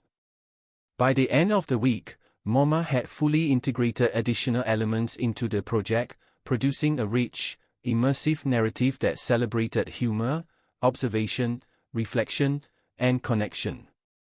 The project stood as a testament to her growth as a storyteller, her technical proficiency, and her capacity to observe and translate life into meaningful multimedia narratives. The capstone showcase was held the following week, with participants, neighbors, family, and friends gathering to experience the culmination of months of creativity, learning, and collaboration. Mama presented her work with confidence, demonstrating interactive elements, branching paths, and reflective sequences. The audience engaged eagerly, exploring multiple perspectives, responding to humor, and reflecting on the subtle observations embedded throughout the narrative. Applause, laughter, and thoughtful questions punctuated the presentation. Donice hugged Mama afterward, whispering, "You've truly transformed your skills into something extraordinary." Mama smiled warmly, feeling fulfillment beyond mere accomplishment. "It's more than the work," she replied. "It's the journey, the learning, and the connections that made it possible." That evening, as Mama sat quietly in her notebook, reflecting on the months of growth, exploration, and observation, Rog asked softly, "So, what's next?" Mama gazed out at the quiet streets bathed in moonlight, feeling a profound sense of curiosity and anticipation. "Next," she said, "is everything we can imagine." And as stars appeared, twinkling above, Mama felt deeply grateful, recognizing that creativity, courage, and engagement had transformed her perception of the world, her connection to others, and the very rhythm of her life, opening endless doors to discovery, joy, and human connection. Morning arrived with a soft glow that filtered through the curtains, casting a golden hue over the Winslow household. Mama stirred awake, savoring the quiet calm that preceded the day's activity. Rog was already at the table, notebook open, pencil poised, eyes bright with curiosity. "Morning, Mama," he said with a grin.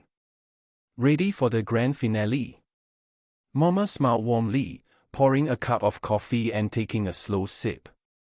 Always, she replied.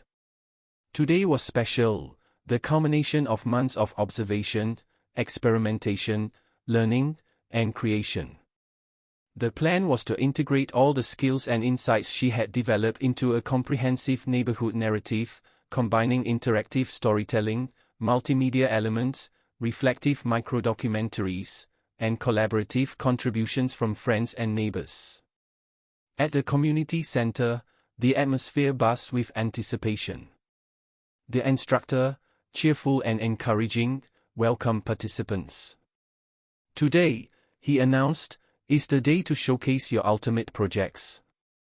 Use every skill you've honed, every lesson you've learned, and every story you've gathered to create something memorable, meaningful, and immersive. Mama felt a thrill of anticipation, tempered with a hint of nervous energy. The task was ambitious, demanding both technical mastery and creative vision, but she approached it with the calm determination that had carried her through countless challenges in recent weeks. Donice arrived, bright and lively as always. Ready to make this unforgettable? She asked, her eyes sparkling with excitement. Mama laughed softly. Let's make it shine, she replied. Together, they formed a team with Marcus and 2 other participants, each bringing unique perspectives, skills, and ideas. They began by reviewing their collective vision, outlining narrative arcs, interactive points, and multimedia elements that would allow viewers to explore multiple perspectives and layers of meaning. Mama suggested opening sequences drawn from her observations of the neighborhood, subtle gestures, small interactions, and moments of humor and reflection that would invite the audience into the rhythms of everyday life. Donice proposed interactive overlays, branching paths, and playful animations that would encourage engagement. Marcus focused on technical execution, ensuring smooth transitions, responsive interactivity, and synchronization across video, audio, and animation. The planning session was dynamic and collaborative, filled with laughter, playful debate, and bursts of creative insight. By late morning, the team began capturing and integrating materials. Mama recorded voiceovers, edited video clips, and layered animations, while Donice experimented with interactive prompts and subtle effects. Marcus coordinated timing, transitions, and multimedia synchronization, and the other team members contributed sound design, narrative suggestions, and reflective prompts. The work was meticulous, iterative, and deeply engaging. Midday brought challenges. One video clip would not import correctly, an interactive element looped unexpectedly, and the layering of audio tracks threatened to overwhelm the narrative flow. Mama paused, taking a deep breath. She reminded herself that setbacks were part of the creative journey. Collaboratively, the team problem-solved, tested alternatives, and iterated until every element functioned as intended. Each obstacle reinforced lessons learned: persistence, observation, flexibility, and attention to detail were essential to successful storytelling. By early afternoon, the capstone narrative began to take shape. Mama integrated subtle animations with reflective voiceovers, layered ambient sounds captured from the neighborhood, and inserted branching interactive paths that allowed viewers to follow different characters' perspectives. She experimented with pacing, ensuring that moments of humor, insight, and reflection flowed seamlessly. Donice suggested playful adjustments, while Marcus refined timing and synchronization. The team's collaboration enhanced the narrative, creating an immersive and emotionally resonant experience. During a short break, Mama stepped outside with Roch, observing the neighborhood bathed in warm sunlight. Children played on sidewalks, neighbors exchanged greetings, and the subtle choreography of daily life unfolded before her eyes.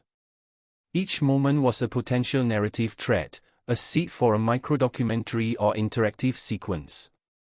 Roch watched her thoughtfully. "You notice so much now," he said. Mama nodded. Even the smallest gestures can carry stories, laughter, and meaning, she replied.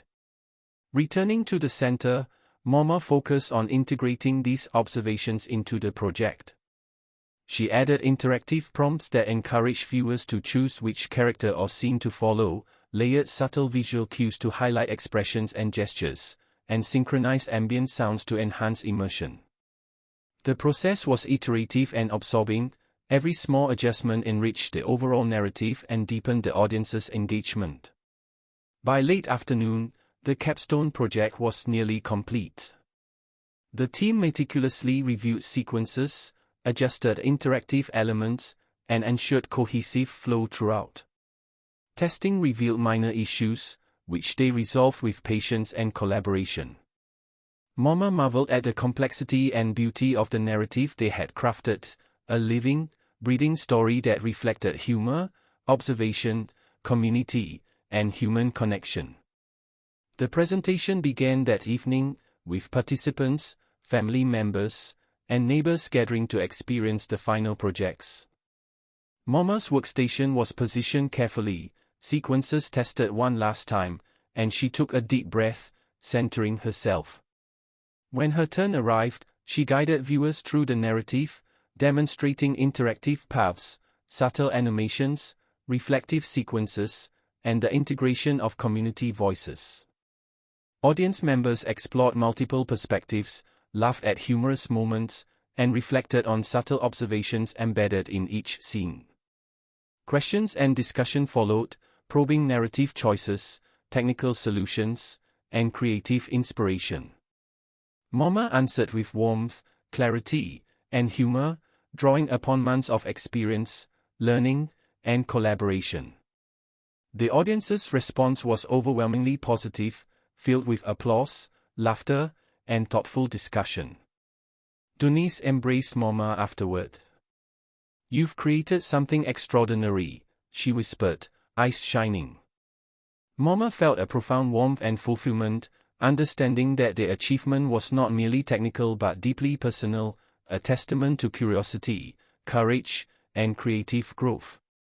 That night, back at home, Mama reflected in her notebook, sketching ideas for future projects, documenting lessons learned, and noting the subtle joys of observation, collaboration, and storytelling. Roch, sitting quietly, asked softly, "What's next, Mama?" She gazed out the window at the quiet neighborhood bathed in the silver glow of moonlight, a smile forming on her lips. "Next," she said, "is everything we can imagine." Over the following days, Mama continued to explore possibilities, expanding branching narratives, layering new animations, and integrating additional reflective sequences. She experimented with sequencing, pacing, and subtle interactivity, discovering that even minor adjustments could profoundly affect audience engagement and emotional resonance. Each iteration reinforced the lessons she had learned: patience, observation, persistence, and openness to collaboration were as important as technical skill or creative inspiration. One particularly memorable sequence involved capturing a sudden rain shower as children played outside. Mama layered voiceovers, subtle animations of raindrops, and interactive paths allowing viewers to follow different characters' reactions. The scene became both humorous and reflective, illustrating resilience, spontaneity, and the beauty of shared experiences. By the end of the week, Mama had fully refined her capstone narrative, producing a rich, immersive, and emotionally resonant story that blended humor, observation, community, and reflection. It stood as a testament to her growth as a storyteller, her technical proficiency, and her capacity to transform ordinary moments into compelling narratives. In the quiet evenings that followed, Mama continued to document reflections, sketch ideas, and explore new avenues for storytelling. The neighborhood had become not just a setting but a living inspiration, a canvas for observation, creativity, and connection. She realized that her journey was ongoing, that every day offered new moments to observe, interpret, and share, and that creativity was a lifelong dialogue between self, community, and environment. One night, as Mama gazed out at the stars above, she reflected on the months of growth, learning, and engagement. The journey from tentative observer to confident storyteller had transformed her perception, her creativity, and her sense of connection to the world around her. She felt gratitude, excitement, and a profound sense of possibility. Roch, looking up from his own notebook, asked with a soft smile, "So, what's next?" Mama's eyes sparkled with quiet joy. "Next," she said, "is everything we choose to explore. Every moment has a story. Every gesture, laugh, or observation is a thread waiting to be woven into something new." And as the neighborhood slept under the gentle light of the moon, Mama sat with her notebook, her mind alive with curiosity and imagination. She understood that her creativity, courage, and engagement had transformed not only her projects but her life, opening doors to endless stories, discoveries, and connections. With a final glance at the quiet streets and the distant twinkle of stars, she felt a profound sense of fulfillment, knowing that the journey of exploration and storytelling would continue, limitless, vibrant, and alive with possibility.